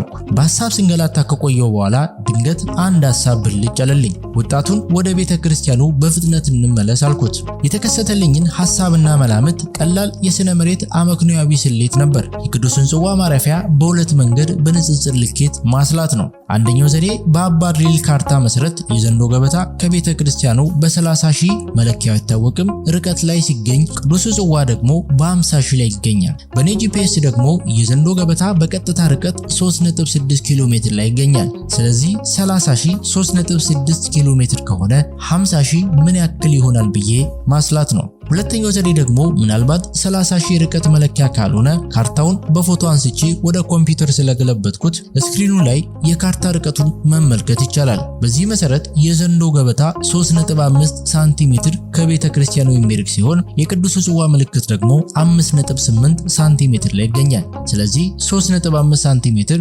3.6 ኪሎ ሜትር ከሆነ 5.5 ሳንቲሜትር ስንት ኪሎ ሜትር ይሆናል ብዬ ማስላት ነው። በሁለቱም ስሌት በጣም የተቀራረበ ቁጥር አገኘው። በመጀመሪያው 6 ኪሎ ሜትር፣ በሁለተኛው ደግሞ 5.96 ኪሎ ሜትር። አሁንም አባ ድሪል ካርታውን መለኪያው በማይታወቅ ነገር ግን ሎጂካል በሆነ ነገር እንደሰራው ገመትኩ። ስለዚህ ቅዱሱ ጽዋ ከቤተ ክርስቲያኑ በ150 ዲግሪ በ6 ኪሎ ሜትር ቀጥታ ርቀት ላይ ይገኛል ማለት ነው አልኩ። ድንገት ብድግ ብዬ በደስታ ወደ ላይ ዘለልኩ። ደረስኩበት አልኩ። ከዚህ በኋላ ጊዜ ማጥፋት አልፈለኩም። መሪ ወይም ተከታይ ማያሻኝም። አሁን ብቻዬን መሄድ እችላለሁ። የሆነ ልበ ሙሉነት ተሰማኝ። ወደ ቤተ ክርስቲያኑ ሄድኩና ከህንፃው ተጠግቼ ጂፒኤሱን 150 ዲግሪ አቅጣጫ 6 ኪሎ ሜትር ርቀት ሞላውና እንዲመራኝ አስተካክዬ ጉዞ ጀመርኩ። ይህ ዘመናዊ የናቪጌሽን ዘዴ አቅጣጫን ከርቀት ጋር አጣምሮ አንድን ቦታ ለማወቅ ወይም የመጡበትን ወደ ኋላ ፈልጎ ለማግኘትና ለመመለስ የሚያስችል ነው። ትንሽ እንደተጓዝኩ ጂፒኤሱ የሚያመለክተው አቅጣጫ ለእግር ጉዞ የማያመች መሆኑን ስረዳ ከርቀት ተራራው ላይ ምልክት ይዤ በደህናው መንገድ መጓዝ ጀመርኩ። በመሃል የሆነ ሐሳብ ይፈታተነኝ ጀመር። አሁን እኔ ቅዱሱን ጽዋ ለማየት የተገባው ነኝ? ድንገት ፍርሃት ተሰማኝ። ይህ የቅድስና ወይም የንጽህና ጉዳይ አይደለም። ይህ የታሪክና የፍቅር ጉዳይ ነው። በሕይወቴ እጅግ ክብር የምሰጠው ጉዳይ ቢኖር የክርስቶስ በዚህ ምድር መመላለስ ነው። ከሁሉ የሚበልጠው ደግሞ ለሰው ልጅ ሲል መሞቱ ነው። ታዲያ ይህ ክብር የመስዋዕትነትን ደም የፈሰሰበትና የተቀዳበትን ጽዋ ከማየት በላይ ምን የሚገባኝ ነገር አለ ስል ራሴን አደፋፈርኩት። ግን ምንድነው የማደርገው? መጀመሪያ በታላቅ አክብሮት በግንባሬ ተደፍቼ ሰግድለታለሁ። ከዚያም በታላቅ ፍቅር ስመዋለሁ። ከዚያም ሰላምን እጎናጸፋለሁ። ለካ መንካት አልችልም፣ ምክንያቱም ክህነት የለኝም። አዎን፣ ፎቶግራፍ አነሳዋለሁ፣ እጽፍለታለሁ። ከዚያም ለሀገረ ስብከቱ ሊቀ ጳጳስ በእርሳቸው አማካኝነት ለፓትርያርኩ አገኘሁት ብዬ አበስራቸዋለሁ። ከዚያ ደግሞ ለሀገር ውስጥና ለውጭ ጋዜጠኞች ቦታውን እንዲያዩት ኢትዮጵያ ቅዱሱን ጽዋ በአደራ ይዛ የምትኖር ቅድስት ሀገር ብለው በዓለም እንዲናኙላት እነግራቸዋለሁ። ቫቲካንም፣ ለንደንም፣ ማርሴይም፣ ቆጵሮስም፣ ደማስቆም፣ ኬብሮንም ዝም ይበሉ። እንዲህ በሐሳብ እየቃዠው ማዶ ጋራ ላይ ምልክት ካደረኩበት ስፍራ ደረስኩ። ጂፒኤሱን ሳየው አቅጣጫዬን በመጠኑ እንደሳትኩ አወቅኩ። አቅጣጫዬን አስተካክዬ ርቀቱን ስመለከት 5 ኪሎ ሜትር አካባቢ እንደደረስኩ አመለከተኝ። ፊት ለፊት ዳገቱ እየጨመረ ይሄዳል። አሁን ቀጥ ብዬ መሄድ አለብኝ አልኩና ፊት ለፊት መጓዝ ጀመርኩ። ፈታኝ አቀበት ከወጣው በኋላ ጸጥታ የሞላበት አልፎ አልፎ ዛፍ ያለበት ስፍራ ደረስኩ። ጂፒኤሱ ድምፅ አሰምቶ ከምፈልገው ስፍራ እንደደረስኩ አወቅኩኝ። ዙሪያውን ቃኘሁት። ከጸጥታና ከአስፈሪ ግርማ በስተቀር ምንም የተለየ ነገር በአካባቢው የለም። ትልልቅ ዛፎች፣ እድሜ ጠገብ የወይራ ዛፎችና ቁጥቋጦ። በቃ አካባቢው ለእርሻም ለእንስሳትም ግጦሽም አይሆንም። በጣም ተራራማ ተዳፋታማ በመሆኑ ራሱን ከሰውና ከእንስሳት ንክኪ ነፃ አድርጓል። ለአንድ ሰዓት ያክል አካባቢውን አሰስኩት። ምንም ዋሻ ወይም ሰው ሰራሽ መጠለያ የሚባል ነገር የለም። እንደገና ደግሜ ጂፒኤሱን አየሁት። አቅጣጫውም ርቀቱም ትክክል ነው። ድካምና ረሃብ ተጋግዘው ተስፋ አስቆረጡኝ። ቀኑም እየመሸ ስለነበር በማግስቱ ፍለጋዬን ለመቀጠል ወስኜ ወደ እማሆይ እሴተ ማርያም ጎጆ ተመለስኩ። ከጎጆ ስደርስ መሸትሸት ብሎ ነበር። እማሆይ ሲያዩኝ መጣ ኃይለ ጊዮርጊስ ሳስብ ነበር በዚያው እኮ ጠፍተዋል ካሉ። ከአንዱ ወደ አንዱ ስንከራተት ሳላስበው መሸ አልኳቸው። በጣም ደክሞኝ ስለነበር እግሬን በቀዝቃዛ ውሃ ታጥቤ መደብ ላይ ጋደም አልኩ። ማታ እራት በልተን እማሆይ ለጸሎት ከመነሳታቸው በፊት እንዲህ አሉኝ። እንደው ምናልባት ባትንከራተት ቅዱሱ የኪዳን ቅርስ እንደሆነ እዚህ ለመኖሩ እርግጠኛ የሆንክ ይመስለኛል። ታዲያ ለምን ደስ ብሎ በዚህ ረክተው ወደ ቤት አትሄድም አሉኝ። እማሆይ ነግሬዎታለሁ፣ እዚህ ድረስ መጥቼ ሳላየው አልሄድም። በቃ ማየቴ ያነጻኛል ብዬ አምኛለሁ። ካዘኑልኝ ቦታውን ያሳዩኝ አልኳቸው ፈርጠም ብዬ። በል እንዳሻ አሉና ለመሆኑ ዛሬ የት ሄድክ አሉኝ። ከዘንዶ ገበታና ጥቋቁር ያጋንንት ድንጋዮች የሚባሉት ካሉበት ሄድኩ። ከዚያ ተመልሼ ወደ ቤተ ክርስቲያኑ መጣሁ። ከዚያ ከሰዓት በኋላ ደግሞ አልኩና ዝም አሉ። ከዚያ ከሰዓት የት ሄድክ አሉ እማሆይ። ከሰዓት በኋላ ከዘንዶ ገበታ ባሻገር ካለው ተራራ ነው ያልኩት አልኳቸው። ምን አሉ እማሆይ በታላቅ ድንጋጤ ጮኸው። ምን ነው እዛ አካባቢ አይኬድም እንዴ አልኩኝ። እማሆይ ሲያስቡት እንደ ጮሁና ድንጋጤያቸውን እንዳጋለጣቸው ሲረዱ እንደ መረጋጋት ብለው ኧረ እሱስ ችግር የለውም እንዲያውም እዚያ ድረስ ምን ወሰደ ብዬ ነው እንጂ አሉኝ። የማርያም ፈረስ አልኳቸው ፈገግ ብዬ። ድንጋጤያቸው በትክክል ከቅዱሱ ስፍራ እንደደረስኩ አረጋገጠልኝ። ስለዚህ ቀደም ብዬ በጠዋት ለመሄድ ኃይል አገኘው። እማሆይ እስከ ድንጋጤያቸው ለጸሎታቸው ቆሙ። ከሌሊቱ 11 ሰዓት እማሆይ ኪዳን ለማድረስ ሲነሱ የተኛው መስዬ ወደ ቤተ ክርስቲያኑ እስኪሄዱ ጠብቄ በፍጥነት ለባብሼ ወጣውና ወደ ቅዱሱ ተራራ አመራው። ትላንት ከዋልኩበት ስደርስ በደንብ ነክቶ ነበር። ተራራው ጭራሽ ጸጥ ረጭ ብሏል። ከዚያ ከአንድ ጥግ ጀምሬ በጥንቃቄ አካባቢውን አስስ ጀመር። ትላልቅ ቋጥኞች እርስ በርሳቸው ተቆላልፈው ለሚያያቸው ልዩ መስህብ አላቸው። አንድ የወይራ ዛፍ አካባቢ ሲደርስ ልዩ የሆነ መዓዛ አወደኝ። ደጋግሜ ማጋ አደረኩት። የአምላክ ያለ የዕጣን ሽታ አልኩ። በአራቱም አቅጣጫ እየተዘዋወርኩ አየሩን በጣም ወደ አፍንጫ እየሳብ የዕጣኑ ሽታ የሚመጣበትን አቅጣጫ ለመለየት ሞከርኩ። ከደቡብ አቅጣጫ ነው የሚመጣው። ወደዚያው ሄድኩ። የዛፎቹ ቁጥር እየበዛ ግርማው እየጨመረ መጣ። ወደ ጫካ ውስጥ እየገባው ተራራውንም ወደ ላይ እየወጣው በመጠኑ እየዞርኩት በሄድኩ ቁጥር የዕጣኑ መዓዛ የበለጠ ያወደኝ ጀመር። በመጨረሻ በሐረግ ስር የተተበተበ ዋሻ የሚመስል ስፍራ ደረስኩ። በጸጥታ አካባቢውን ቃኘሁት። የሐረጉን ስር ተጠግቼ ሳየው ጠንካራውን አለት ሸፍኖታል። ወደ መሃል አካባቢ ጥቁር አለት ወደ ግራጫ ነገር ተቀየረ።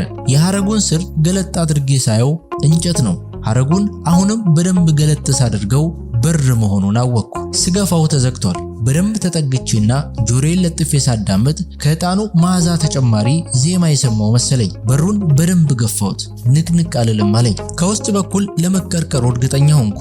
ከበሩ ግራና ቀኝ ለመዘዋወር ስሞክር ጭራሽ ሰው የማያሳልፍ ገደል ሆነብኝ። ተመልሼ በሩ ስር ሄጄ ቁጭ አልኩ። ለምን ያክል ጊዜ እንደሚሆን ባላውቅም በሩ እስኪከፈት ድረስ እዛው ለመቆየት ለማደር ለመክረምም ልብ የወሰነ መሰለኝ። አርድእቱ ለቅዱስ ቅርስ ጠባቂዎች የሚያስፈልጋቸውን ቁሳቁስ ወይም ቀለብ በየወሩ በቅዱስ ኡራኤል በዓል ቀን በሚስጥራዊ ቦታ ያስቀምጡላቸዋል በማለት እማሆይ እሴተ ማርያም የነገሩኝ ቦታ ይህ መሆን አለበት አልኩ። መቀመጥ ሲሰለቸኝ ተነስቼ በሩንም አካባቢውን በደንብ ማጥናት ያዝኩ። ቀደም ሲል ያላስተዋልኩት ከበሩ ከላይኛው ጠርዝ በቀኝ በኩል ትንሽ ወረድ ብሎ ከጥቁሩ አለት ላይ ትንሽ ቀዳዳ አየሁ። እጅ ታስገባለች። የሆነ ነገር አእምሮ ውስጥ ተገለባብጦ ጠፋ። ቀዳዳውንም አካባቢውንም የበለጠ ስፈትሽ ከሐረጉ ስር ጋር ተመሳስላ የተቀመጠች አንድ ክንድ የምትሆን የብረት ዘንግ ያላት የጠፍር አለንጋ አገኘው። ወዲያውኑ ዋሻ እንድሪያስ ቤተክርስቲያን ያየሁት ነገር ትዝ አለኝና ጮቤ ረገጥኩ። ዋሻ እንድሪያስ ደቡብ ጎንደር ሊቦ ከምከም ወረዳ ውስጥ ከጣና ሐይቅ በስተ ምስራቅ በሊቦ ሰንሰለታማ ተራሮች ውስጥ ከባህር ዳር ወደ ጎንደር በሚወስደው መንገድ ከጣራ ገዳም በስተ ምዕራብ በግምት በ10 ኪሎ ሜትር ርቀት ላይ የሚገኝ ጥንታዊ የዋሻ ውስጥ ቤተክርስቲያን ነው። ዋሻ እንድሪያስ በ13ኛው መቶ ክፍለ ዘመን የአቡነ ተክለ ሃይማኖት ደቀ መዝሙር በነበሩት በአቡነ እንድሪያስ ዘመርሃ ቤቴ እንደታነጸ ገድላቸው ይነገራል። ይህ በተፈጥሮ ደንና በእድሜ ጠገብ ዛፎች ተከልሎ የሚኖርና በተፈጥሮ ዋሻ ውስጥ የታነጸ ቤተክርስቲያን በርካታ ቅርሶች ያሉት ሲሆን በተለይ የኦሪት መሰዊያው፣ ከእንጨት የተሰራ ቃጭል፣ የድንጋይ ደውሎች፣ ጥንታዊ የገበጣ መጫወቻ፣ የቀድሞ ነጋሪቶች ግርምትን የሚፈጥሩ ናቸው። አጠቃላይ ኪነ ህንፃውና አሰራሩ ከአካባቢው ይልቅ ከላስታ ቀደምት አብያተ ክርስቲያናት ጋር ተቀራራቢነት አለው። ይህም ቦታ የጎበኘሁበት ጊዜና ሁኔታ የሚገርም ነው። አንድ ረቡዕ ቀን ጎንደር ከተማ ለስብሰባ ሄድኩ። ስብሰባው የአንድ ቀን ተኩል ነበርና በነጋታው ሐሙስ ዕለት ወደ 5 ሰዓት አካባቢ ተጠናቀቀ። በስብሰባው ደስተኛ አልነበርኩም። እናም ከአዳራሹ እንደወጣው ሾፌሬን እባክህ አሁኑኑ ወደ ባህር ዳር እንሂድ አልኩት። ምን ነው በደህና አለኝ። አሁን ደህና ነኝ፣ በቃ መሄድ ፈልጌ ነው አልኩት። ጥንቁቁና ትሁቱ ሾፌር መኪናውን ከጎንደር ወደ ባህር ዳር ያግለበለበው ጀመር። ከኋላ ወንበር ቁጭ አልኩና እንደ ማሸለብ አድርጎ እንቅልፍ ወሰደኝ። ለምን ያክል ሰዓት እንደተኛው ባላውቅም ስነቃ የጣራ ገዳም ተራራውን እየወጣን መሆኑን አየው። ዳገቱን ጨርሰን ከደልዳላው ላይና ከገዳሙ መግቢያ ፊት ለፊት ስንደርስ ከመንገዱ በስተቀኝ ዋሻ እንድሪያስ የሚል ታፔላ ተመለከትኩ። ምን እንደገፋፋኝ አላውቅም። እባክህ ወደ ዋሻው እንድሪያስ እንሂድ አልኩት። ምን ነው አልደከመህም እንዲህ አለኝ። ስለደከመኝማ ነው አልኩት በፈገግታ። መኪናውን ወደ ቀኝ አዞሮ ኮረኮንች መንገድ ውስጥ አስገባና አቁሞ ወረደ። ስለ መንገዱ ሊጠይቅ እንደሆነ ገብቶኛል። ሰዎችን ጠይቆ ተመለሰና መኪና ያስገባል ብለውኛል አለኝ። በጣም ጥሩ አልኩት። መንገዱ ዳገት ቢኖረው ብዙም ሩቅ አይደለምና ደረስን። መኪናውን አፋፉ ላይ በዛፎች መካከል አቁመን ወደ ዋሻው ቁልቁል ወረድን። ስንደርስ ቅዳሴ ገብቶ ኖሮ ፍሬ ቅዳሴ ከሚባለው ላይ ደረስን። ግራ ገባኝ። ምክንያቱም ዕለቱ ሐሙስ ሲሆን ወራቱም የፈቃድም የሕግም ጾም ጊዜ አልነበረምና። ለማንኛውም ቅዳሴ እስኪያልቅ ከአንድ ዛፍ ስር ቆምኩና የቅዳሴውን ዜማ ከወፎች ዝማሬ ጋር መንፈሴን መመገብ ጀመርኩ። ቅዳሴው ወደ 9 ሰዓት ተኩል አካባቢ አለቀ። ሉካኑና አስቀዳሹ ሁሉ ተሰብስበው ወደ ደጀ ሰላም ገቡ። ደጀ ሰላሙ ከዋሻው ውጪ በደቡብ ምስራቅ በኩል ግድግዳው በባህር ዛፍ ፍልጥ ጣራው ደግሞ በቆርቆሮ የተሰራ ነው። እኛም እንግዶች መሆናችን ስለታወቀ ተጋብዘን ከቀዳሾቹ ጎን ከፍ ያለ ቦታ ላይ እንድንቀመጥ ተደረገ። እንግዳ ክቡር ነው አሉ። ኋላ ላይ እንደተረዳው ክርስትና የሚነሳ ሕፃን ስለነበር ነው። በአዘቦት ቀንም ቅዳሴ ገቡት። ክርስትና የሚያነሱት ቤተሰቦች ያሰናዱትን እንጀራ በሽምብራ ክክ ወጥ ከጠላ ጋር በታላቅ ልግስና ቀረበ። ካህናቱ ከድካማቸው እንዳረፉ ገምቼ ሲከነክነኝ የቆየውን ጥያቄ ሰነዘርኩ። ዕለቱ ጾም አይደለም፣ አዘቦት ቀንም ነው። በብሉይ ኪዳን በከተማ በጠዋት ነው የሚቀደስ። ለምንድን ነው ውላችሁ የቀደሳችሁት አልኩኝ በትህትና። እውነት ነው፣ ደህና አስተውለሃል አሉ በፈገግታ ከመካከላቸው በእድሜ ከፍ ያሉት መነኩሴ። ካየኋቸው ጀምሮ ከሁሉም ጋር በፈገግታ በጨዋታ የሚነጋገሩ ፍስሐ የሆኑ ሰው ናቸው። አባ ብርሃነ መስቀል እባላለሁ ብለውኝ ነበር። እውነት ነው። በገዳማትና በገጠር አብያተ ክርስቲያናት ሁልጊዜም ከእሁድና ከቅዳሜ እንዲሁም ከልደትና ከጥምቀት ቀናት በስተቀር ውሎ ነው የሚቀደስ። ይሄ እንግዲህ ከአባቶቻችን ጀምሮ የቆየ ስርዓት ነው። ዋናው ምክንያት አሉና የገጠር ካህን ገብሬም ጭምር በመሆኑ ነው። ልጅ ያሳድጋል፣ እንግዳ ይቀበላል፣ ለመንግስት ይገብራል እና ከቀደሰና ካቆረበ በስተኋላ እስከሚቀጥለው ቀን ድረስ ስራ መስራት አይፈቀድለትም። ስለዚህ እስከ ሰዓት ድረስ በሬ ጠምዶ ሲያርስ እንዲውል አረምም አጨዳም እንዳለው እንዳይቦዝን ነው። አየ የገጠር ካህን ይህችን ቀድሰን ውለን ከምንቀምሳት እህል ውሃ ውጪ ኑሮ የሚደጉም በቂ ደሞዝ የለንም። ሌሊት ሰዓታት ቢቆም ኪዳን ቢያደርስ ቅዳሴ ቢቀድስ አጥምቆ ቢያቆርብ አጥቦ ገንዞ ውሎ ፍታት ፈቶ ቢቀብር እንደ ማንኛውም ገበሬ ጥሮ ግሮ ነው የሚኖረው። ከምዕመናን ተሰብስቦ በዓመት የሚሰጠው ገንዘብ ሻሽ ይገዛለት እንደሆነ እንጂ ልጅ አያሳድግበትም። የገጠር ካህን እውነተኛ የክርስቶስ ባሪያ ነው ልጄ አሉ እየተፍለቀለቁ። አሁን በደንብ ገብቶኛል አልኩኝ። አባ ብርሃነ መስቀል ቀጠሉና ለማንኛውም ኑ ቤተ ክርስቲያኑን ላስጎበኛችሁ አሉና ተነሱ። ሁሉም ሰው ወደ ደጀ ሰላሙ ሲገባ የዋሻው መግቢያ በር ተቆልፎ ስለነበር በስተውጭ ያለው ሰረገላ ቁልፍ ከተከፈተ በኋላ እንደገና ከላይ በኩል ባለች ትንሽ ቀዳዳ አለንጋ መሳይ ቁልፍ ሰደው አባ በሩን በድጋሚ ከውጭ ሆነው በስተውስጥ በኩል ሲከፍቱት በሩ ወለል ብሎ ተከፈተ። በጥንታዊ የዋሻ አብያተ ክርስቲያናትና ቤተ መዘክሮች የእንጨቱ በር ከውስጥ በኩል ተወርዋሪ ጠንካራ እንጨት ወይም መሎጊያ በልዩ ጥበብ ይሰራለታል። በሩ በተዘጋ ቁጥር ተወርዋሪው እንጨት በራሱ ጊዜ ተወርውሮ በሩን ከዋሻው አለት ጋር አጣብቆ ይዘዋል። ስለዚህ በሩ ወደ ውስጥ አይከፈትም ማለት ነው። ታዲያ አለንጋዋ በቀዳዳዋ በስልት ስትገባ ከመወርወሪያው እጀታ ላይ ትገባና ወደ ውጭ ስትሳብ መወርወሪያውን ወደ ጎን ትስበዋለች። ያኔ በሩ ይከፈታል። ስለዚህ አለንጋዋ እንደ ማስተር ኪ ወይንም ደግሞ ዋና ቁልፍ ሆና በጠባቂዎች ሚስጥራዊ ቦታ ትቀመጣለች። እንደ እውነቱ ከሆነ በዚህ አይነት የበር መዝጊያ መሰረታዊ አሰራር ከዚህ እንደተገለጸው ቀላል ሳይሆን ረቀቅ ያለ ቴክኖሎጂ በመሆኑ በወቅቱ በጣም ነበር የተደነኩት። በሩ ተከፍቶ ጫማችንን አውልቀን ወደ ውስጥ ዘለቅን። በርካታ ቅርሶችን ከተመለከትን በኋላ ከዋሻው የውስጠኛውና በስተሰሜን ባለው ግድግዳ በኩል ወሰዱኝና ጨለማ ክፍል አሳዩን። ምንድነው አልኳቸው። የዋሻ ውስጥ መንገድ ነው አሉና በተለምዶ ዋሻ ተክለ ሃይማኖትና ዜና ማርያምን የሚያገናኝ ነው ይባላል። ነገር ግን ከዚያም በላይ አልፎ ይሄዳል አሉ። ወዴት አልኳቸው። ያንማ ገብቶ ማየትና መመርመር ነው እንጂ አሉ ፍክት ብለው። መቼም የ5 ዓመት ሕፃን ነው የሚመስሉት። እንዲህ ያሉ መነኩሴ ገጥሞኝ ያውቁም አልኩ በልቤ። ገብቼ ሊየው ብል በእውነት ትፈቅዱልኛላችሁ አልኳቸው። አንተ ለማየት ድፈር እንጂ መፍቀድ ብቻ አይደለም አብሬህ እጓዛለሁ አሉ አባ ብርሃነ መስቀል። ለመጀመሪያ ጊዜ ኮስተር አሉ። እውነት ሆኖ ነው አልኩኝ በመደነቅ። ወላዲቴን አሉ። ከዚህ በላይ ማረጋገጫ የለም አልኩና ታዲያ አሁን ነው አልኳቸው። ያንተ ነገር ነገ በጠዋት ነው እንጂ አሉ። በዚህ ተስማምተን በነጋታው በጠዋት ለመድረስ እንድንችል በአቅራቢያ ወዳለች ከተማ ወደ አዲስ ዘመን ሄደን ለማደር ወሰንኩ። ወደ አዲስ ዘመን ስንሄድ ሾፌሬ ጋይ ሲሳይ ይሄ ነገር አደገኛ አይመስልህም አለኝ። አይ ምንም ችግር አይኖረውም፣ በዚህ ላይ አባ አሉ ብዬ አረጋጋሁት። ያለምንም እቅድ አዲስ ዘመን አድረን በጠዋት ወደ ዋሻ እንድሪያስ ተመለስን። አባ በአጭር ታጥቀው ጠበቁኝ። ኪዳን ሲያደርሱ የነበሩት ካህናት እውነት ደፍራችሁ ልትገቡ ነው? ከዚህ በፊት እኮ አንድ ካህንና ዲያቆን ሞክረውት አቅቷቸውን የተመለሱት አሉ። የሚገርመው ግን ማንም የሚቃወም አልነበረም። ከአዲስ ዘመን የገዛሁትን ደካማ ባትሪ ይዤ ወደ ዋሻው መግቢያ ጠጋልኩኝ። አባ ቆይ እኔ ከፊት ልሁን አሉና ቆርጠጥ ብለው እግራቸውን ሰደድ አደረጉ። ተከተልኩ። ቁልቁል የሚያስወርድ ነው። 5 ሜትር እንደወረድን ፊት ለፊት የሚያስኬድ መንገድ አገኘን። ባትሪውን አጥፍቼ ሳይ እጅግ ድቅድቅ ጨለማ ነው። በስመ አብ አልኩ። አባ የፈራው መስሏቸው አይዞህ አሉኝ።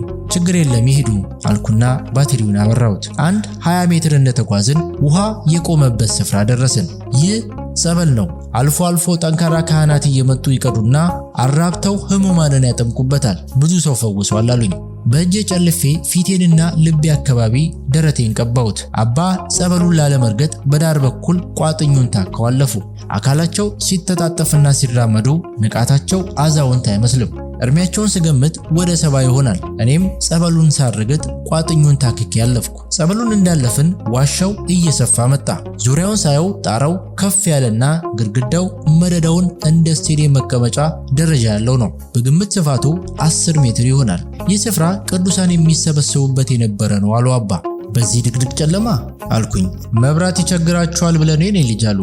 ዋሻው ከመጣንበት አቅጣጫ ባሻገር ወይም ትይዩ የሚቀጥል መሆኑን ተረዳንና ወደዚያው ቀጠልን።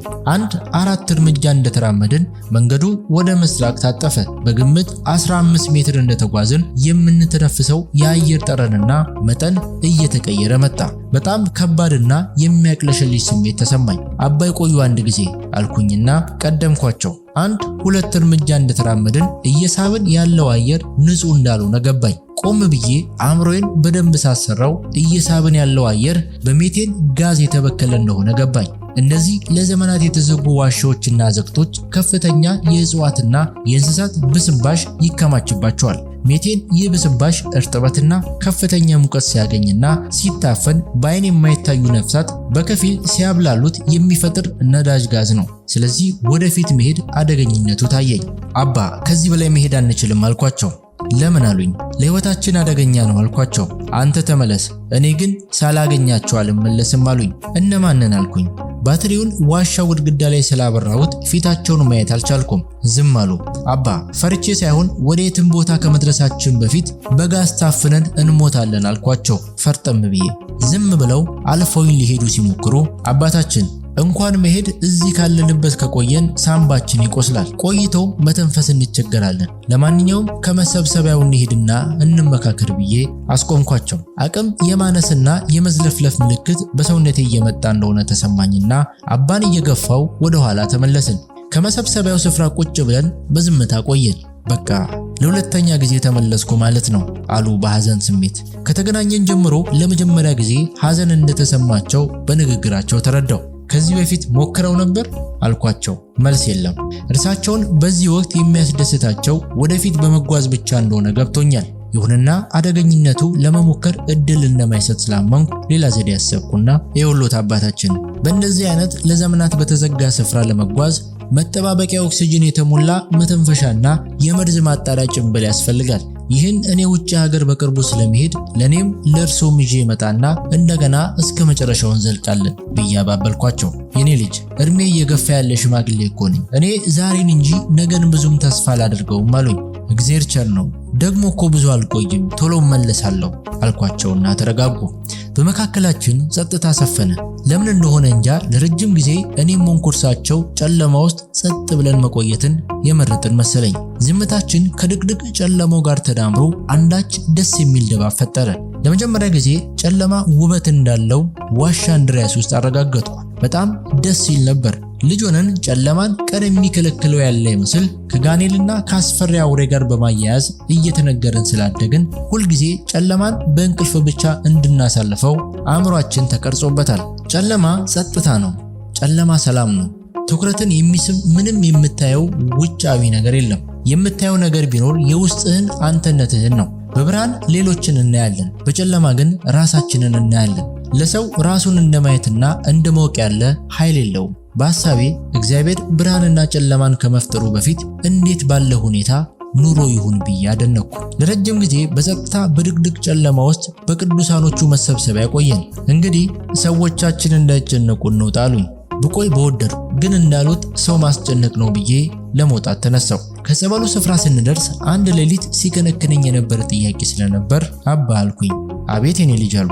በዚህ ለዘመናት ተደብቆ በቆየና ከመቅደስ ጥግ በሚገኝ ምስጢራዊ ዋሻ የመጣሁትን እኔን እንድገባ እንዲያውም አብረውኝ ለመምጣት የወሰኑት እንዴት ነው አልኳቸው። ቅድም የነገርከኝን ዕቃዎች ይዘህ ከመጣ ምክንያቴን እነግርሃለሁ፣ ሌላም ብዙ ነገር አሉ። ጨለማው ስለማያስተያየን የፊታቸውና የእጆቻቸውን መልእክት አላየውም። ንግግራቸው ግን ፈርጠም ያለ ነበር። ከዋሻው መንገድ ስንወጣ ከቀኑ 7 ሰዓት ሆኖ ነበር። ከአባ ብርሃነ መስቀል ጋር በዚህ ሁኔታ ከተለያየን በኋላ 2 ዓመት ሞላኝ። በዚህ ጊዜ ውስጥ 5 ጊዜ አውሮፓና አሜሪካ ሄጃለሁ። ቃል የገባውላቸውን መሳሪያዎች ሳላመጣ ከአባም ሳልገናኝ ዛሬ በዋሻው ቁልፍ ሰበብ ትዝ አሉኝ። አቤት እኔ ሞልቶልኝ ተመልሼ ሲሄድ አባ ብርሃነ መስቀልን በሕይወት ያላገኘዋቸው እንደሆነ የምከፍለው የሞራል ዕዳ አልኩ በሐዘን። ዋሻ አንድሪያስ ባየው ስልት መሰረት የአለንጋዋን ታጣፊ ጠፍር በቀዳዳው ወደ ውስጥ ላኩና ለመክፈት ሞከርኩ። አልተሳካልኝም። ተስፋ ሳልቆርጥ በተለያየ አቅጣጫና ርዝመት እየላኩ ሞከርኩ። ከብዙ ሙከራ በኋላ መወርወሪያው ሲለቅ ተሰማኝ። በሩን ገፋ ሳደርገው ወለል ብሎ ተከፈተልኝ። ወደ ውስጥ ለመግባት አንድ እግሬን ሰደድ ሳደርግ ድንገት መልካቸው የጠቆሩ ፍጥረታት ግር ብለው ፊቴን ራሴን እየቦጫጨሩኝ ወደ ውጭ ወጡ። በድንጋጤው ጭምር ሚዛኔን ስቼ ወደ ኋላዬ ወደቅኩ። እንዲያው ቆሌን የገፈፉት የሌሊት ወፎች መሆናቸውን ሳውቅ ተረጋግቼ በፍጥነት ገባውና በሩን ዘጋሁት። አስፈሪ ድቅድቅ ጨለማ ዋጠኝ። የዋሻው ከፍታ በቁመቴ አንጻር ሳየው 1 ሜትር ከ80 ሳንቲሜትር አካባቢ ይሆናል። ወደ ጎን ስፋቱ 2 ሜትር ይሆናል። ትንሽ ወደፊት እንደተጓዝኩና አይኔ ጨለማውን እየተለማመደ ሲመጣ ከበሩ በተቃራኒ የብርሃን ወጋገን አየው። በብርሃን አቅጣጫ ከውጭ የሰማው ዜማ በጉልህ ይሰማኝ ጀመር። በቃ የቅዱሱ ጽዋ መቀመጫ ዋሻ ገባው ማለት ነው አልኩ። እንዴት እንዲህ በቀላሉ ሊከፈት በሚችል በር ይዘጋል እያልኩ በጥርጣሬ በቀስታ ወደፊት ተጓዝኩ። የጨለመው ዋሻው ወዴት እንደሚወስደኝ ሳላውቅ ወደፊት መሄዴን ሳስብ ምን አይነት የእብደት ስራ እየሰራው ነው ብዬ ለራሴ ተገረምኩ። በግምት 50 ሜትር እየዳበስኩ እንደተጓዝኩ የብርሃን መጠን እየጨመረ መጣ። እይታ ውስጥ እንዳልገባ በደረቴ ተኛውና ወደፊት በደንብ ለማየት ሞከርኩ። ከፊት ለፊቴ በግምት 15 ሜትር አካባቢ ላይ በቂ ብርሃን ያለው የዋሻ ውስጥ አዳራሽ እንዳለ ተረዳው። በቂ ብርሃን ላይ ያለ ሰው ጨለማ ውስጥ ያለን በቀላሉ ማየት እንደማይችል ገመትኩና በደረቴ እየተሳብኩ ወደፊት ለመጠጋት ሞከርኩ። ትንሽ እንደተሳብኩ ከፊት ለፊቴ አስፈሪ ጨለማ የለበሰ ጉድጓድ አገኘው። እኔ ካለሁበት እስከ አዳራሹ ያለው ጉድጓድ ስፋት በግምት 4 ሜትር ይሆናል። የጉድጓዱ ጥልቀት አይታወቅም። ብርሃን የተሞላው የዋሻ ውስጥ አዳራሽ እኔ ከመጣሁበት አቅጣጫ ጋር በፍጹም የተለያየ ነው። ይህ ጠንካራ መከላከያ መሆኑ ገባኝ። በጣም ገረመኝ። የውጭ በር ሲከፈት በቀጥታ መሄድ የምችል መስሎኝ እንዴት እንዲህ በቀላሉ የሚገባበት ሆነ ብዬ ያሰብኩት ስህተት መሆኑን ተረዳው። ወደ ጉድጓዱ ጠርዝ ተጠግቼ ሳዳምጥ ሲጢጥ ቀርጨጭ የሚል ድምፅ ጉድጓዱ ሞልቶታል። ተናካሽ ነፍሳት ወይም ጊንጥ ሊኖር ይችላል። አገሩ ቆላ ነው። መርዛማ እባቦችም ሊኖሩ ይችላሉ። እዚህ ጉድጓድ ውስጥ መውደቅ በቁም ሲኦል መግባት ነው አልኩና ወደ ኋላ ተስቤ ቀና ስል ከዋሻው መተላለፊያ ጣሪያ ስንጥቅ ላይ አንድ እርፍ የሚያክል እባብ ቁልቁል ይመለከተኛል። ከመቀስፈት ሰውነቴ በላብ ተዘፈቀ። በዚህ ወቅት የኢኮሎጂ ሙያን ከመጠቀም ውጪ አማራጭ የለኝም። እባብ እንቅስቃሴን እንጂ ረክቶ የቆመን ነገር አያይም። ስለዚህ ፍርሃቴን ተቋቁሜ እንደ እንጨት ባለውበት ድርቅ የቀረው። ከደቂቃዎች በኋላ ሸሽ እያለ ወደ መጣውበት አቅጣጫ ወደ በሩ ጣሪያውን እየታከከ ሄደልኝ። ከድንጋጤ ተመልሼ የበለጠ ሳስተውል ከተኛውበት በስተቀኝ በኩል ሌላ ዋሻ አለ። ወደዚያ ጠጋ አልኩና ቆምኩ። የዕጣኑ ሽታ ለጉድ ነው።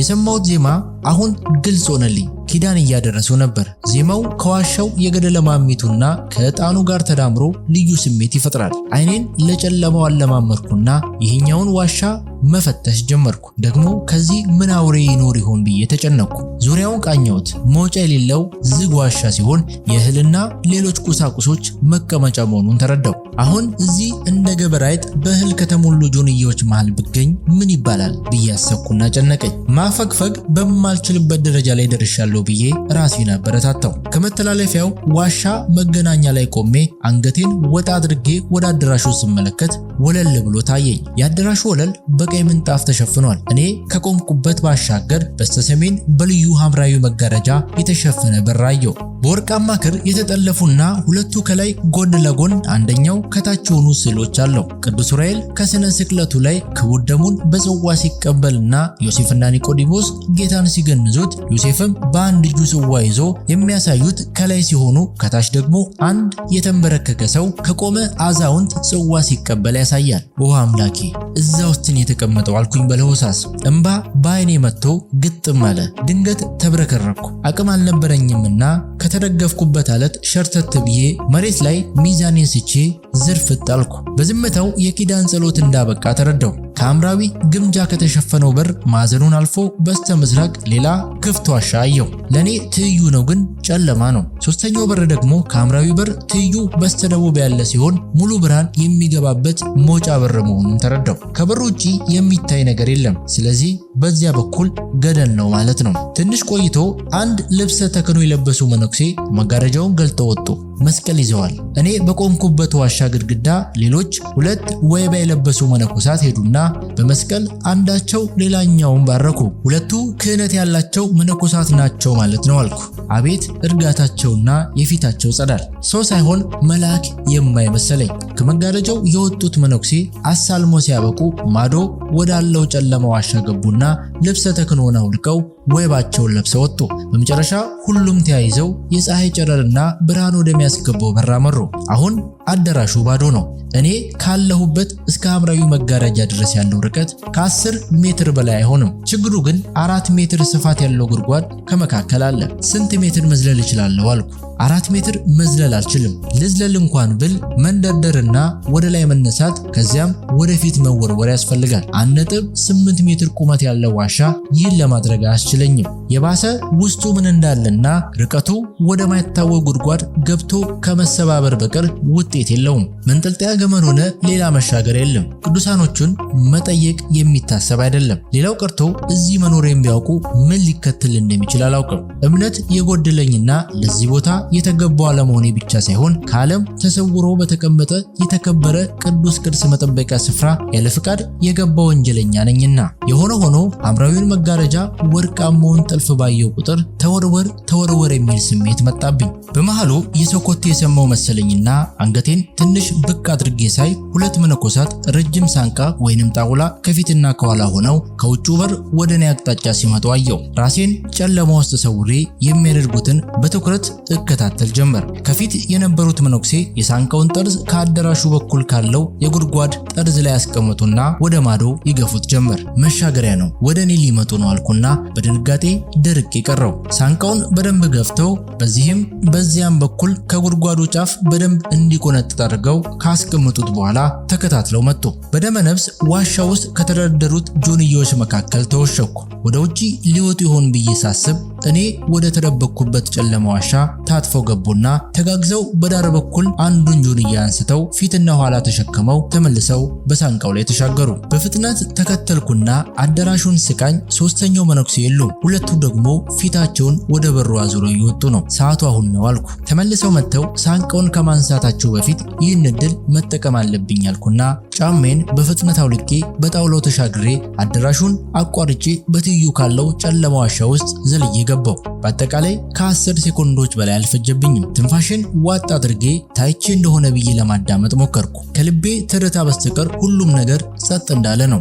እኔ ዋሻ ውስጥ ገብቼ አፍታ ሳልቆይ እንደገመትኩት አንደኛው ቅዱስ መጥተው ሳንቃውን አንስተው ወደ ውጭ ይዘውት ወጡ። እፎይ አልኩ። አሁን በወርቃማው ስዕል ባሸበረቀው ሐምራዊ መጋረጃና በእኔ መካከል ያለው ርቀት ከ3 ሜትር በላይ አይሆንም። ምንድነው ማድረግ ያለብኝ? እንደዚህኛው ዋሻ መቼም ዘልዬ አልገባ፣ ምክንያቱም ታቦት ሊኖር ይችላል። ምንም ቢሆን እንጥፍጣፊ እምነት ሊኖረኝ ይችላልና መቅደስ አልደፍርም። ሳላየው መመለስ ግን የሚታሰብ አይደለም። ለምን ይህን ያለከምኩ? አሁን ልክ በአሁኑ ፍጥነት ተወርውሬ ሐምራዊን መጋረጃ መግለጥ፣ ከውጭ የሚገባው ብርሃን ደግሞ ሙሉ ለሙሉ ማየት ያስችለኛል። ከዚያም ይህን ውብ ሐምራዊ መጋረጃ ገልጬ የማየው ቅዱስ ጽዋ ሁሉን ያስችለኛል። ከማየቴ የሚመጣ ግርፋትም መታሰርም ሌላ ቅጣትም እርካታዬን አያስቀሩትም፣ ደስታዬንም አያደበዝዙትም። መጋረጃውን ሳልገልጥ ብቀር ግን ቀሪ ሕይወቴ ታማሚ እንደሚሆን አውቀዋለሁ። ስለዚህ አሁን መሆን ወይም አለመሆን እንዳለው ሼክስፒር ማየት ወይም አለማየት ነው ብዬ በራሴ ላይ ፈረድኩ። ጊዜ መግዛት ደግሞ አለማየትን ሊያመጣ ይችላል አልኩና ኦ አምላኬ፣ ይህንን ሁሉ የደከምኩት ቅዱሱን ጽዋ ለማየት ነው። ቅዱሱን ጽዋ ለማየት ይህን ያህል የጓጓሁት ደግሞ ላንተ ባለኝ ፍቅር ነው። እናም ፍቃድ ይሁን ብዬ ባለውበት ሆንኩና በስሜት ፊቴን ወደ ሐምራዊ መጋረጃ ዙሬ መሬት ላይ ለሴኮንዶች በግንባሬ ተደፋው። በዚህ ቅስፈት የእግር ኮቴ ከሆነ ዜማ ጋር ወደ እኔ አቅጣጫ ሲመጣ ተሰማኝና ሐሞቴ ፍስስ አለ። አንደኛው ቅዱስ እኔ ወዳለሁበት ክፍል እየመጡ እንደሆነ ስረዳ በደመነፍስ ወደ ግድግዳው ማዕዘን ሄጄ ኩርምት ብዬ ቁጭ አልኩ። ክፍሉ ጨለማ ስለሆነ ሙሉ በሙሉ በአስተያየም የሆነ ነገር የሚፈልጉ ይመስላሉ። ሁሉንም አካባቢ አዳርሰው ወደ እኔ አቅጣጫ መጡ። አሁን አይቸው አልነበር አሉ ለራሳቸው። አባቴ ይቅር ይበሉኝ ብዬ ልማጸናቸው ዳዳኝና ድምጼ ጨርሶ ከዳኝ። የእግሮቼን ጣቶች በእግራቸው ረግጠው አለፉና ይኸውና ብለው የሆነ ነገር አንስተው ተመልሰው ወደ ውጭ ወጡ። ዝልፍልፍ ብዬ መሬት ላይ ተጋደምኩ። ድንጋጤ አእምሮዬን ስላደነዘዘው ሰውነቴ አልታዘዝ አለኝ። ደጋግሜ አየር ወደ ሳምቤ እየሳብኩ ሰውነቴን ለማፍታታትና ለመቆጣጠር ጥረት አደረግኩ። ከደቂቃዎች በኋላ ብድግ አልኩና በእግሬ ጣቶች እየቆምኩ ኮሽታ ሳላሰማ በሚያስገመግም ፍጥነት መጋረጃው ላይ ደረስኩ። ልቤ ድው ድው እያለ ከታች ወደ ላይ ከቀኝ ወደ ግራ በፍጥነት ለመግለጥና ቅዱሱን ጽዋ ለማየትና ለመሳለም እየጓጓው የመጋረጃውን ጫፍ በድፍረት ጥርሴን ነክሼ ያዝኩት። ራሴን ለማነቃቃት ብሞክር በጣም ከበደኝ። እጅግ ከባድ ራስ ምታት ተሰማኝ። እጅና እግሬ የኔ አልመስል አለኝ። እንደምንም አይኔን ስገልጥ ነጭ ክፍል ውስጥ ተኝቻለሁ። በሰመመን ውስጥ እንደቆየው ገመትኩ። እንደምንም ከንፈሬን አላቅቄ እያማትኩ የት ነው ያለሁት አልኩ። ነቃ ኃይለ ጊዮርጊስ ተመስገን ቸሩ መድኃኔዓለም። በደንብ አይኔን ገልጬ ሳይ እማሆይ ሴተ ማርያም እጆችን በጭንቀት ይዘዋቸዋል። የግሉኮስ መስጫ መርፌ ክንዴ ላይ ተተክሏል። የት ነው ያለሁት እማሆይ አልኳቸው። ሞላሌ ጤና ጣቢያ። እንዴት መጣው? ምንድነው የሆንኩት? ጀመረ እንግዲህ። ይሄ የማያልቀው ጥያቄ ነው ችግር ያመጣብህ። አሁን ዝም ብለህ አረፍ በል አሉና እርሳቸው ምስጋና ለፈጣሪ ማቅረባቸውን ቀጠሉ። አይኔን እንደገና ጨፍኜ በጸጥታ ቆየው። ራሴን ለማንቃት በጣርኩ ቁጥር ከፍተኛ የህመም ስቃይ መላ አካሌን ይወረዋል። ያም ሆኖ በጥቂት ሰዓታት ውስጥ ራሴን እስክስት ድረስ የሆነውን ሁሉ ማስታወስ ጀመርኩና አለቀስኩ። በማግስቱ ከራስ ምታት በስተቀር ተሻለኝና ተደግፌ መንቀሳቀስ ቻልኩ። ሆኖም እማሆይ እንዴት ጤና ጣቢያ እንደመጣው ጠየቅኳቸው። ከኪዳን መልስ እቤት ሲሄድ የለህም፣ ብዙ ስትቆይ ወደ ቅዱሱ ተራራ እንደሄድክ ገመትኩ። በጣም ተጨነቅኩ። በመጨረሻ ሊደርስብህ የሚችለውን ገምቼ ወደ ተራራው ስወጣ መገናኛው ስፍራ ላይ አባቶች አስተኝተው ጸሎት ሲያደርሱልህ ደረስኩ። እንደምንም ሸለቆ ድረስ እነሱ አደረሱልኝና ከዚያ በኋላ ሀገሬውን ለምኜ በቃሬዛ ወደዚህ ያመጣው አሉ። እዚህ ስንት ቀን ቆየው? ዛሬ ቀኑ ማን ነው አልኳቸው። ቀኑን ሲነግሩኝ 2 ቀን ሳልነቃ እንደቆየው ገባኝ። እያለቀስኩ እማሆይ ይቅር ይበሉኝ እዚህ ሁሉ ችግር ውስጥ ስለከተትከው አልኩ። የኔን ድካምና ችግር ተወው፣ እንኳን መድኃኔዓለም ምሕረት ላክልኝ እንጂ አሉ እርሳቸውም እያለቀሱ። በቅዱሱ ዋሻ ውስጥ ምን እንደደረሰብኝ ቁልጭ ብሎ ታወሰኝ።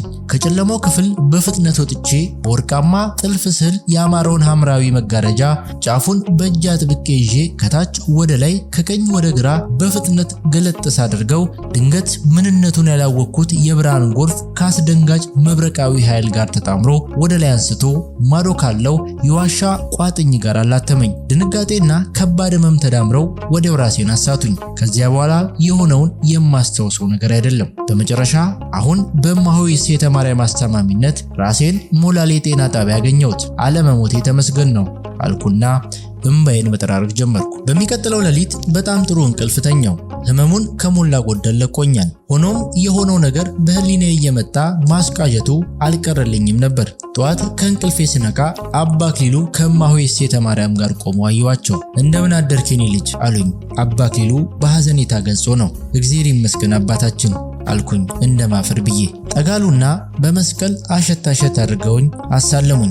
አባቴ ይፍቱኝ አልኩ። ይህንን ቃል ከልጅነት እስከ እውቀት ለበርካታ ጊዜያት ብየዋለሁ። እንደዚህ ሰዓት ግን ከልቤ በመነጨ ስሜት ብየው አላውቅም። እግዚአብሔር ይፍታ አሉኝና ነርሷ መውጣቷን ጠብቀው ራሴን አሸት እያደረጉ አሁንም ቅዱሱን የኪዳን ቅርስ ማየት ትፈልጋለህ አሉኝ። የብርሃን ጎርፍ ከመብረቃዊ ኃይል ጋር ድንገት በአእምሮዬ ብልጭ ያለ መሰለኝ። እርሳቸው ሆን ብለው ያጋጩኝ ይመስል ደንገጥ ብዬ አባታችን አልፈልግም አልኳቸው። አሁን ከህመምህ ተፈወስክ፣ ወደ ልብ ተመለስ ካሉና መስቀላቸውን ግንባሪ ላይ ደገፍ አድርገው ሲያበቁ እንደዚህ ልቦና ከገዛ ማስተዋልን ገንዘብ ካደረክ ከጥርፊያና በወረት ከመናጥ ራስን ካቀብክ ቅዱሱን የኪዳን ቅርስ ማየት ትችል ይሆናል አሉ። አባታችን እግዚአብሔር ይስጥልኝ፣ ነገር ግን መቼም ቢሆን ለማየት አልሻም አልኳቸው። እንዴ ለምን አሉ እማሆይ በመገረም። ወደዚህ ክቡር ቅርስ ወደ ቅዱሱ ጽዋ ለመቅረብም ሆነ ለማየት እንደማይገባኝ አሁን ገብቶኛልና አልኳቸው ፈርጠም ብዬ። አየኔ ልጅ የተገባ ባለመሆን ሳይሆን በጥበብና በዘዴ ለወሬ ፍጆታ ለማየት በመሞከር ነው። አሁን ግን በትህትና በእምነት ስለ እምነት ታየዋለህ አሉኝ። ግድ የለም አባታችን፣ ለዚህ ታላቅ ጸጋ የበቃው በሆን ኖሮ በፊትም በእምነት መቀበል እችል ነበር። እምነትን በእምነት ባላገኘውም አሁን ግን እምነትን በኃይል አግኝቼዋለሁ። በኃይል የሚያምን ኃይል ይገዛዋል ተብሏልና ከእንግዲህ በዚች ምስጢራዊ ቅድስት ሀገር ቀሪ ዘመኔን በሰላምና ከትጋት በሚገኝ እርካታ ብቻ ለማሳለፍ እሞክራለሁ። እንደኔ በኃይልም ይሁን እንደናንተ በእምነት መቀበል ለሚፈቅዱት ግን እላችኋለሁ።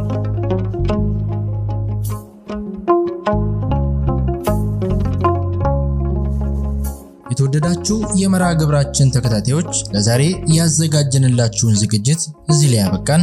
በቀጣይ በሌሎች መርሃ ግብሮች እንገናኛለን። ቻናላችንን ሰብስክራይብ፣ ዝግጅቶቻችንን ሼር እና ላይክ በማድረግ የኛ ቤተሰብ ይሁኑ።